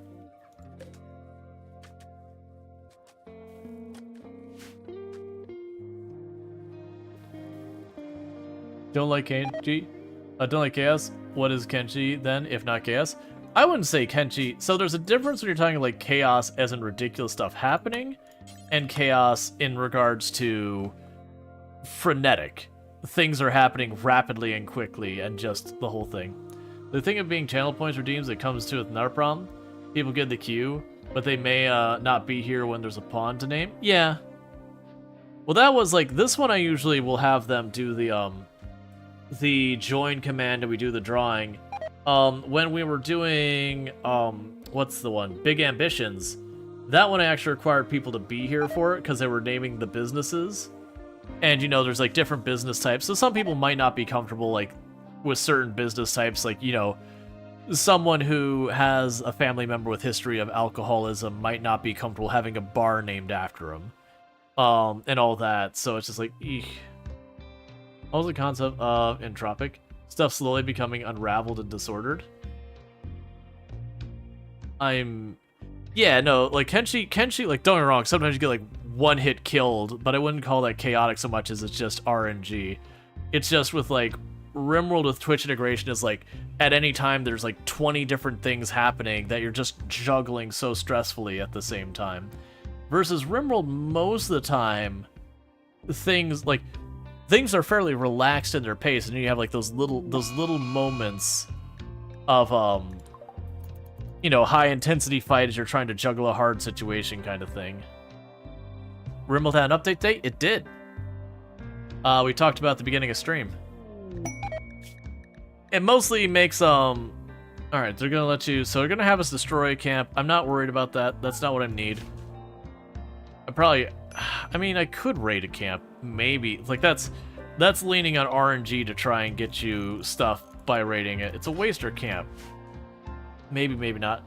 Really, I just need a raid to show up from, like, wasters or whatever, and we'll probably get it. Let's see, the order is fall down, get up again, but it is an order? Yeah. Well, it's not even that. Like, when I'm talking chaotic and frenetic, I'm talking about the pacing more than anything. Like, RimWorld, there's a lot of time you just fast forward, things are relaxed, you slowly build, and then a raid happens and you gotta micro and do all your stuff, and then it goes back to, you know, more relaxing, slow, and like you just keep, like, gotta focus on what you're working on, what pieces are moving where, and let them happen. And then the next, you know, the next event happens, you go, oh, I gotta juggle who I'm medicaling. But there's a nice pacing to it. And I found with Twitch integration, unless you absolutely just murder the points or like really, really nerf what people could do, it's always everything is go time. Just it's endless go time. We'll go ahead and get the Electro Harvester.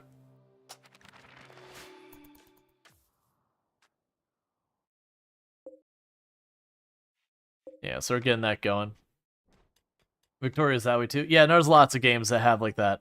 But I would definitely not say Kenshi is, you know, no downtime to regroup raid, right? Yeah, and that's the whole thing of why when you do those Twitch integration RimWorld streams and you do those for 8-9 hours, by the time you're at the end of stream, you're just ready to be done with stream for the day because like your brain is so spent. It's not that you're like unhappy with the stream or anything like that. It's just like, no, the batteries are fried. They're not drained, they're fried. They have been overdrawn from. Orbital drone hack. This actually... So there's a pro and con with this. We could definitely do this. It's going to be a little rough just because we don't have a good researcher. But this gives us two opportunities. On one hand, we get the opportunity of potentially getting some information. On the other hand... it does give us the opportunity for, don't kill the tree. Don't do it. You suck. On the other hand, it gives us the opportunity for, potentially having a raid show up that might give me materials I need. The worst thing is I didn't even get the benefit of cutting down the Harbinger tree, which is a little bit of bioferrite and some twisted meat. Yeah, tree goes squeesh. So let's shrink that zone, because there's not a tree there anymore. There we go. And it's going to also explode. I think the tree will be okay from the explosion, but I'm not sure.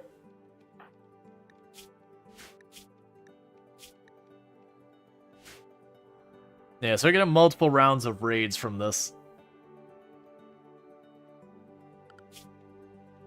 But that's our best researcher. We actually don't have a second competent researcher. So this is gonna be a slow burn on this one. But the good news is, if I decide like we've gone enough, we just back away and let them destroy the space drone and it'll be fine.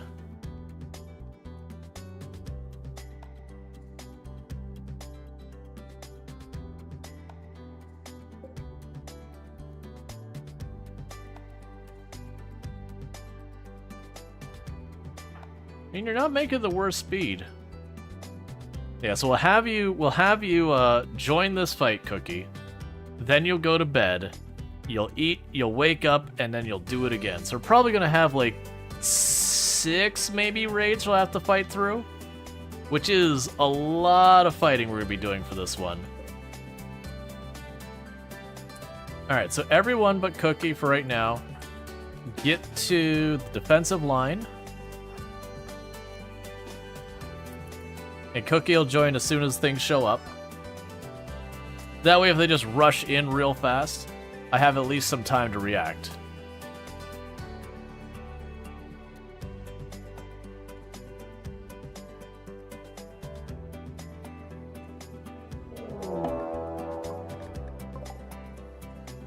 Is it the Neanderthal ones? No!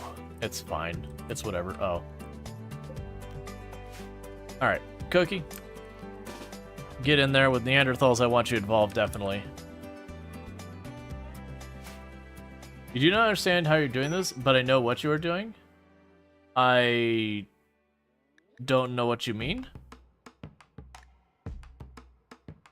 You do not understand how you are doing this. What part is causing you difficulty understanding? Sorry, I just don't really know. Why are you trying to breach?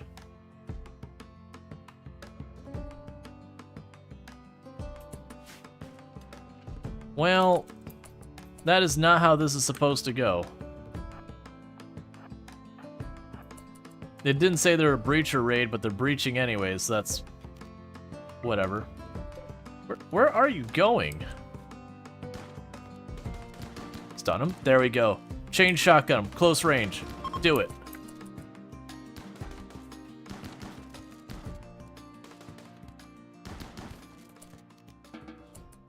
Okay. Get your food, patch yourself up, repair the doors. Eat your snack. What raid type was it? It was Neanderthal. It was just a very small one. So the idea with these event is the individual raids won't be that bad. The thing that'll actually be dangerous is just the,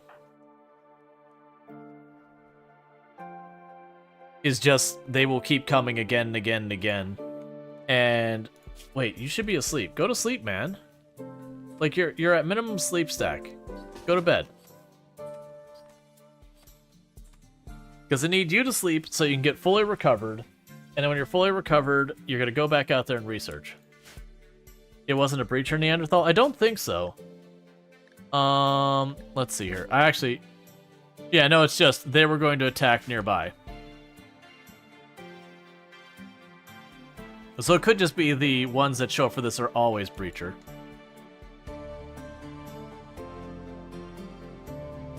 Okay.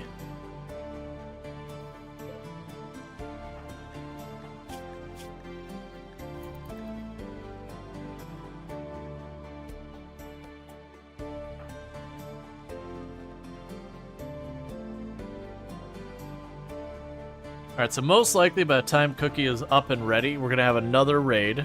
There it is. Oh, actually a ranged Neanderthal? We don't see those very often.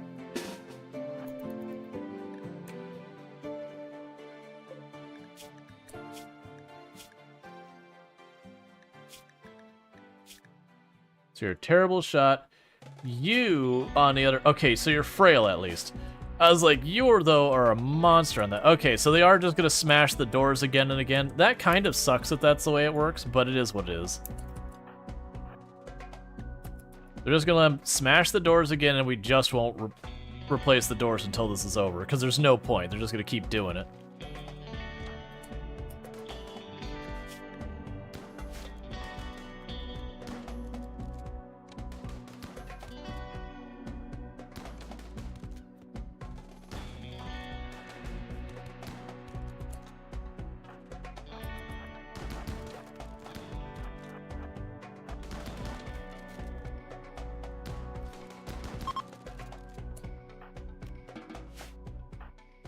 So Sentient Cookie, get back to researching.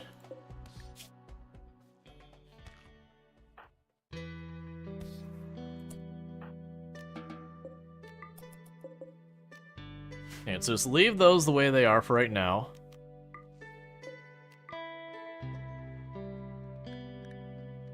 Okay, well actually, you know what? They'll still delay them. We'll let them keep repairing. We've got plenty of wood. It's fine.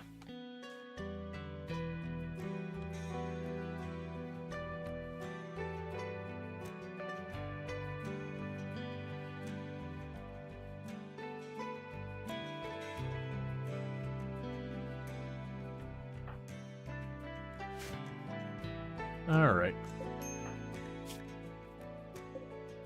Cookie's about halfway through researching the ship.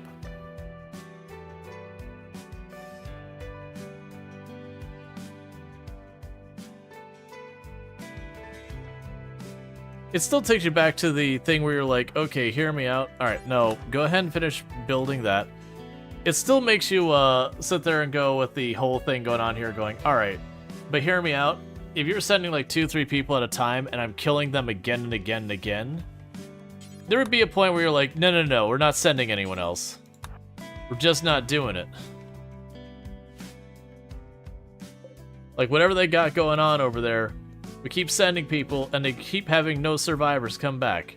Alright, so Cookie needs to try and sleep again. There's the next raid. This time there's 3 of them. So same deal as the last couple times.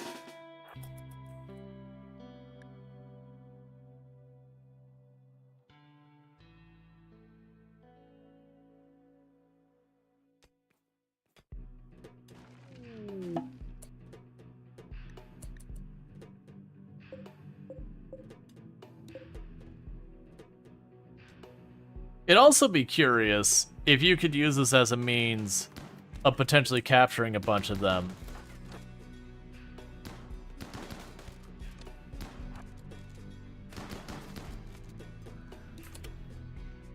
Back off.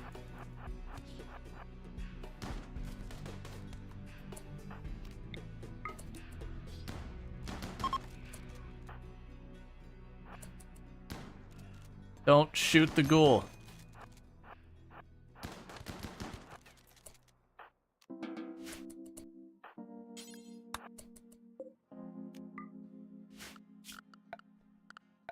Alright, we'll allow it all over again.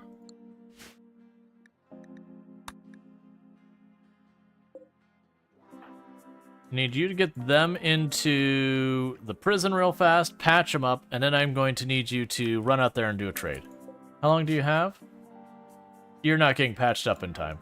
Alright, well never mind, I'm not gonna bother. That guy is super dead. There's just no patching up that many injuries. Too many little injuries. Okay, so we can go ahead and sell their weapons that they keep dropping. I was really hoping we'd be able to get some go juice or materials for go juice.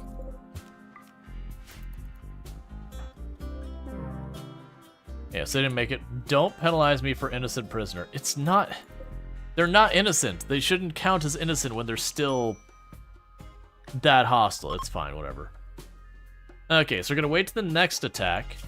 By then, Cookie will hopefully have a little bit of sleep and be good for another go. Does the kill box feel different?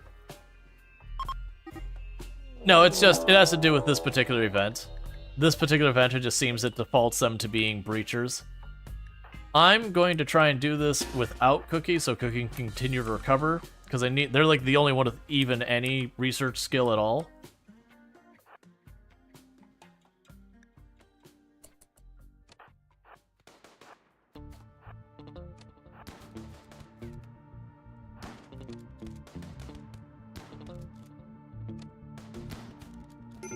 Please hurry.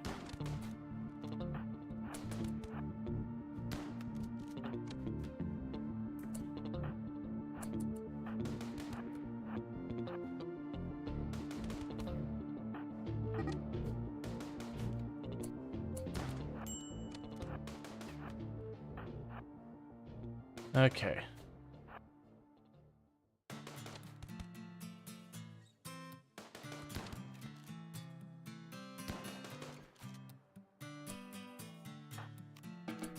Alright, we're not going to worry about trying to help you out. You are going to need a little bit of time to recover. Everything... Oh, come on.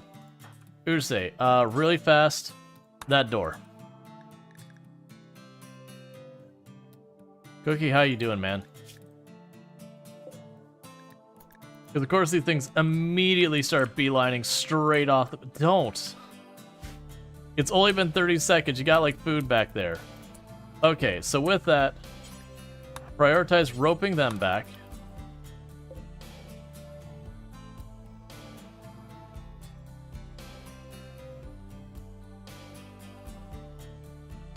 Okay, so we've got that sorted for a few seconds. Cookie, how you doing, man? Alright, wake up, eat your meal. Get hacking.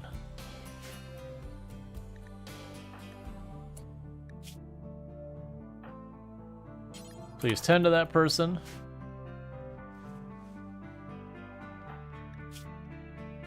So, Our ghoul is recovering, but they keep losing limbs and all that. There's the next go of it. Alright, this is starting to get pretty dicey. We're going to gather everyone around again.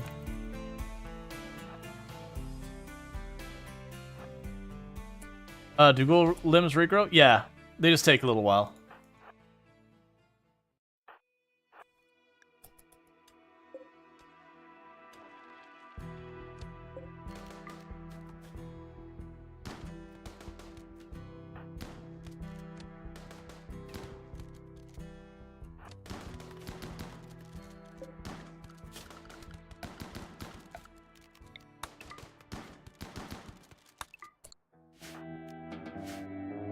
Alright, so get Cookie back in hacking, and you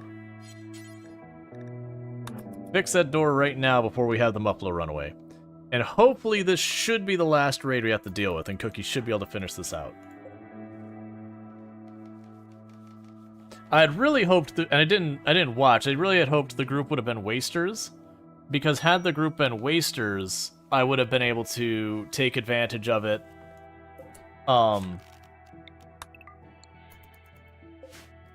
And, you know, probably get ourselves some Go Juice to help out with Craven Horde. It's fine. I still think it's worth doing. Even if it did push the limits on some of our characters a little bit.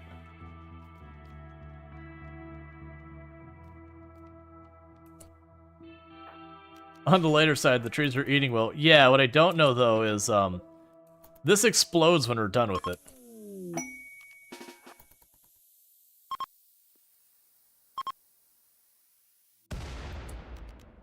Okay, it didn't explode big enough to endanger the tree. It did destroy one of our trees, though, by landing the ship on the tree, though. Luckily, a new tree grew. Cool, so we did get the data, we did get a little bit of components out of it. So all in all, that wasn't that bad. We do need to still repair all of that. Okay, don't be in the... Okay. Alright, so next crisis... It's been about 5 seconds, so, you know, clearly we need to have another problem show up.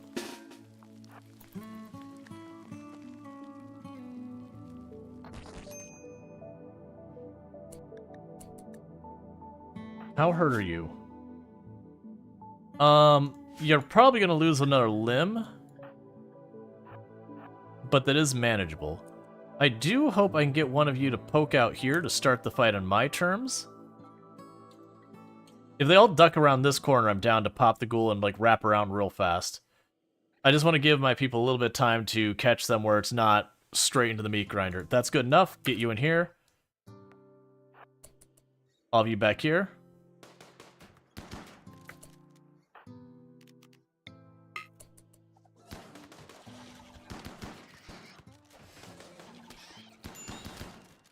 I really need you to knock that big one down. At least you stunned it. There we go.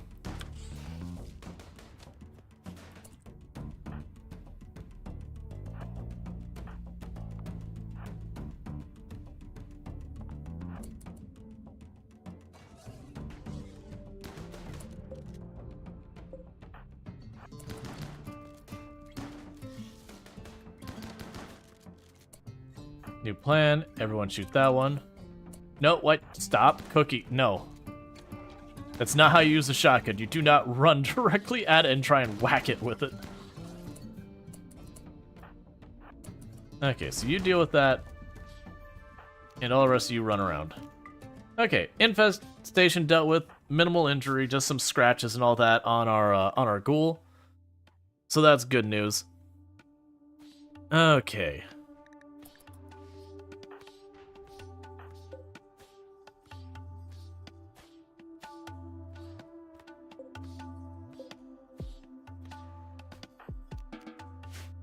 Cool. So I've got all that sorted. Uche has already got the kill box sorted out. So that's good news. Alright, well that was unnecessarily involved and all that. And unfortunately we lost our entire crop to the cold snap. The good news though is I have like 5,000 food in storage. That actually probably works out to our benefit because it'll let us start clearing up the backlog of food. The downside is our good cook is the one who is currently unconscious, dealing with go juice withdrawal from go juice dependency. Toxalope. You give me plants and social book. I'll actually probably take that. I'm gonna delay it a little bit because I'm a little worried the boomalope might freeze to death. But if necessary, I can put like spots in here and just let them eat here. Cold snap is over. Okay, so we're probably fine. So with that, let's go ahead and do that. Even though the gene pack is going to be a little useless because it's going to decay so fast. But it's also one I don't care about. But the book I'd rather have than the Goodwill, I think.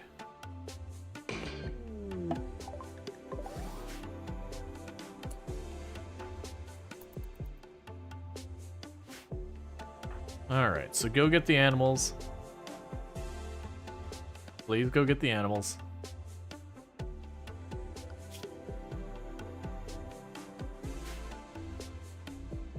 That's your job, right?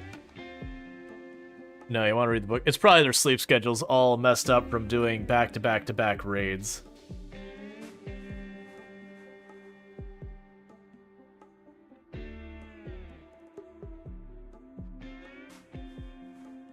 Okay, there we go.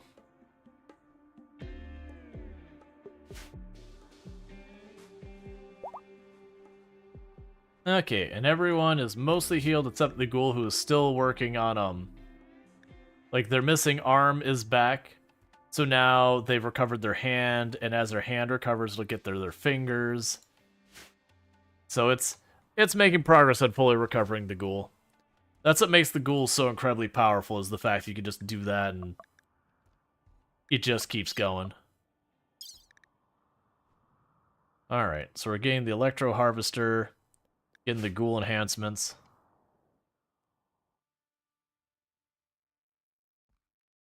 Getting a little bit of bioferrite in stock. How are we doing on our backpacks, by the way? So you have a backpack. Okay, so we want one more disruptor backpack, should do it, and then everyone will have a disruptor backpack or equip like something else useful in their gear. Animals wise, we are continuing to build up the population of Muffalo very slowly. So that'll be all good.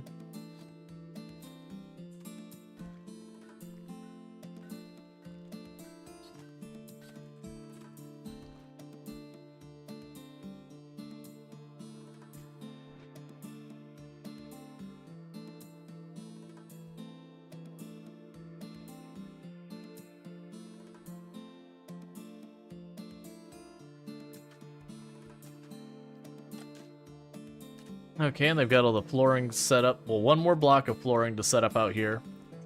And then that's good for the time being. So let them build up a little bit of a stockpile of sandstone before we worry about anything else.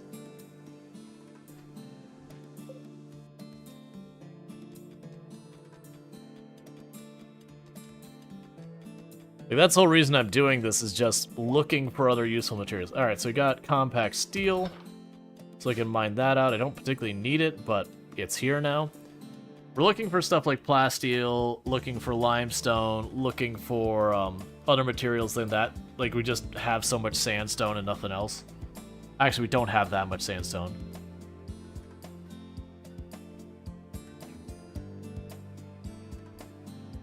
How is Cookie's crafting coming along? Coming along really well.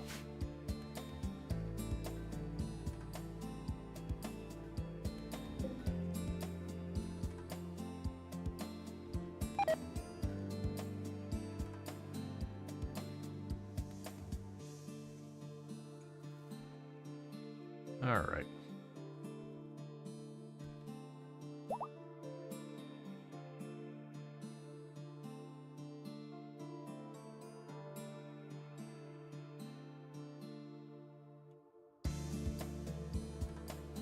See, like, normally, if it wasn't trying to restrict myself to being out here, this would be the phase we would just build a giant base into the mountain.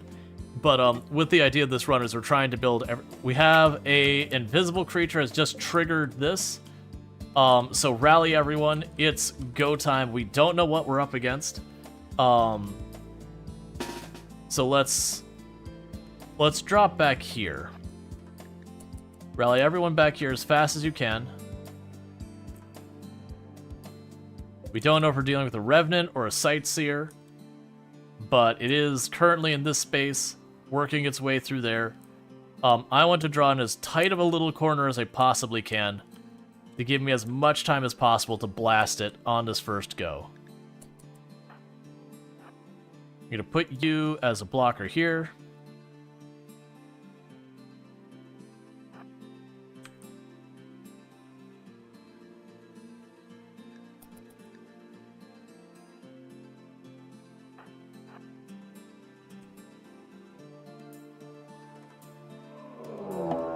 Sightseer. Okay, Sightseer's not too bad.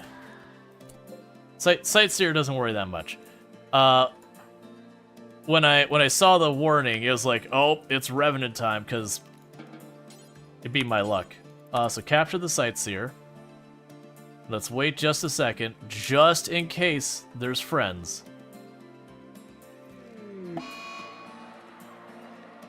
Your colonists hear Sightseers shrieking in the distance. It's hard to tell where they are or how many there are, but they'll arrive immediately or in days from now.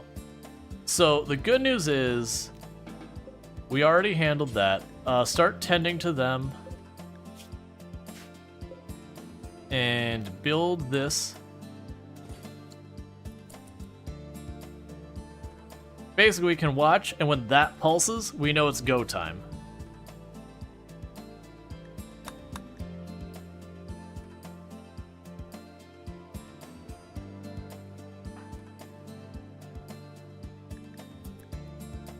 That's the whole reason I have this here.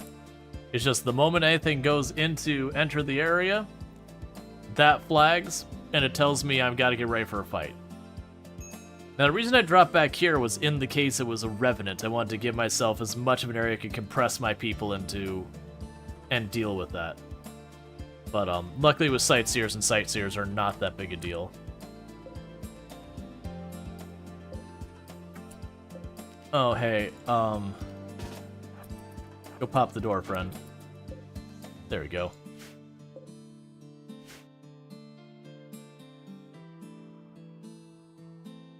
And then meanwhile, if you get the time to do more construction,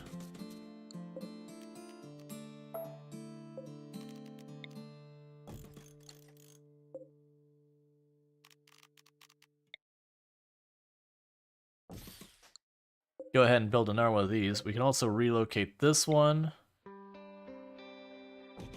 to there. Go to power infrastructure, run it through here.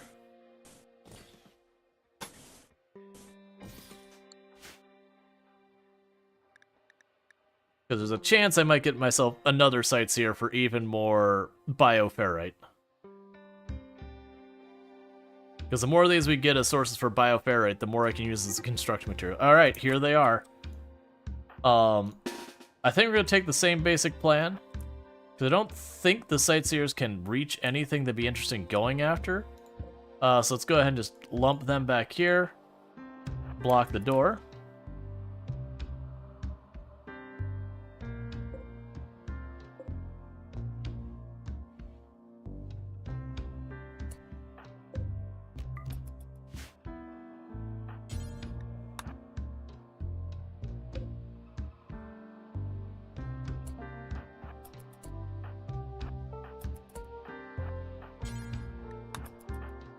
Reorganizing to try and give my strongest weapons and my disabling weapons the most time on target. Okay, so they're through there. So I suspect we'll see them soon.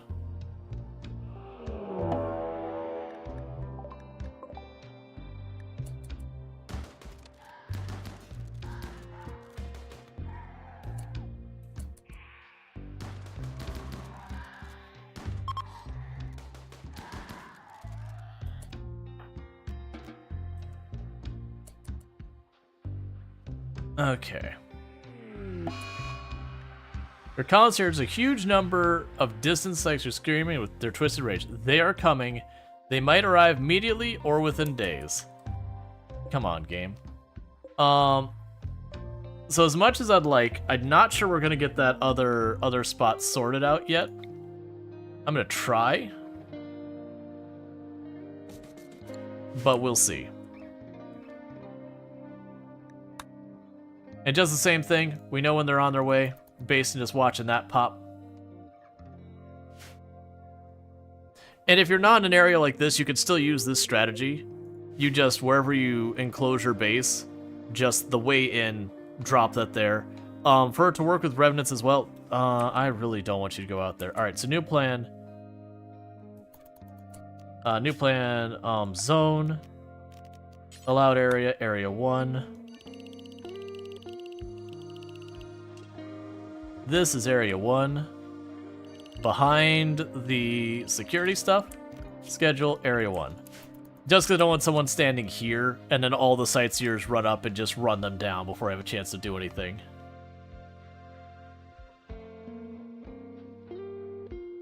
Cool, you got another bench set up and ready.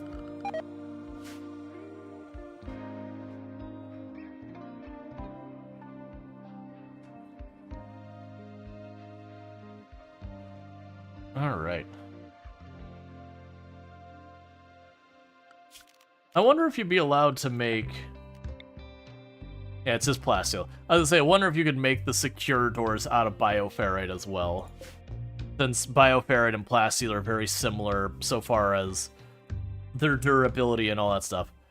So let's go ahead and get through the Sightseer event, and after the Sightseer event, we'll be probably checking out Dismantle. But it feels like I don't want to leave an event halfway dealt with. You know, barring if it's something that's going to take a ridiculous amount of time, but considering it's only supposed to be a couple days tops, we should be alright. How much more time do you have? You have 1 season left and then you're dead. And I have yet to have an opportunity to get you Go Juice. That'll be a real big bummer if, I just don't get the opportunity to try for it at all. Insufficient containment on the Sightseer. Oh, because the door's left open. Go through the door, please.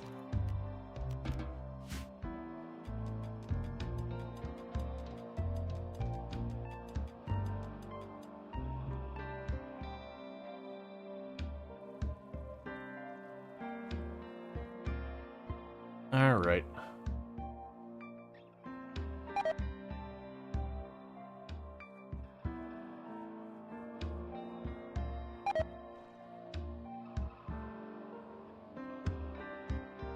But each one of these we get is more bioferrite we're getting, and it's more research we're getting faster. Alright, here they come. Same plan as last time. Drop you back here. Put the chain shotgun right in front, because that's the highest damage per second. The other two, there's not space for them otherwise. And put you as the one blocking the door, and get to cover. Because we got our early warning system says it is go time.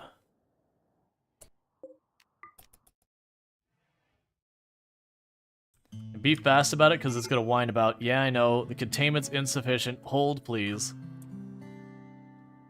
I need to kill your family. It's just what needs to happen here. Don't think about too much.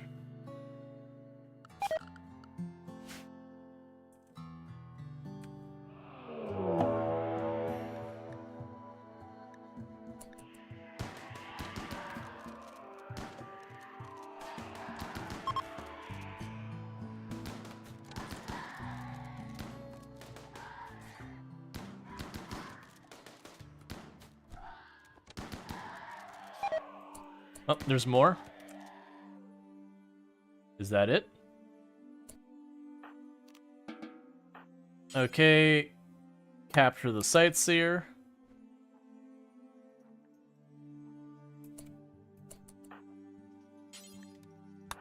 And then capture the Sightseer. And then let that door close. Do you not need to bandage them? Why didn't you bandage it?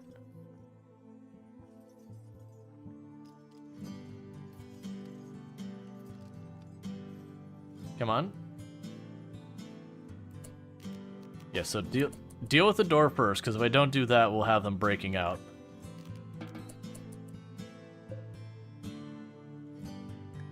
Alright.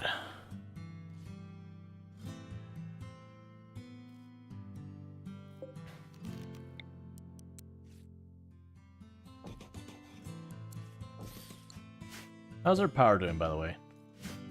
So pretty soon I'm going to need to start getting electricity from them too, because we are massively expanding this place. The menagerie grows. Unfortunately, it is a mostly monoculture menagerie. We only deal with invisible enemies right now, and mostly just sightseers. So it's like, this is just like all the common, just whatever things in the area. And then we got like the one over here in the corner that's like, nah, here's the real exhibit. Here's the one you came to see. Oh, you're already on it? Okay, that's fine. As long as someone's patching you up so you don't die. So it's like where you go to the aquarium that has like sharks and I have like all like the little fish, but you're there to see the shark. Let's be real. That's the main draw. So with that said, what I'm going to go ahead and do is I'm going to take a quick 2-minute break, like 1-2-minute break, use the restroom, all that sort of stuff. Then it'll be time for us to switch over to doing some dismantle, because I have been enjoying RimWorld. But I am trying to like not play just one game all the time kind of thing. So with that said, what's going to happen for those over on YouTube is the stream will end for you for a couple of minutes before I come back with dismantled. For everyone over here on Twitch and then also as TikTok, just hang tight. We're going to go ahead and put up the away screen for a couple minutes and I'll be right back. So thank you again for tuning in and I'll be back in a few.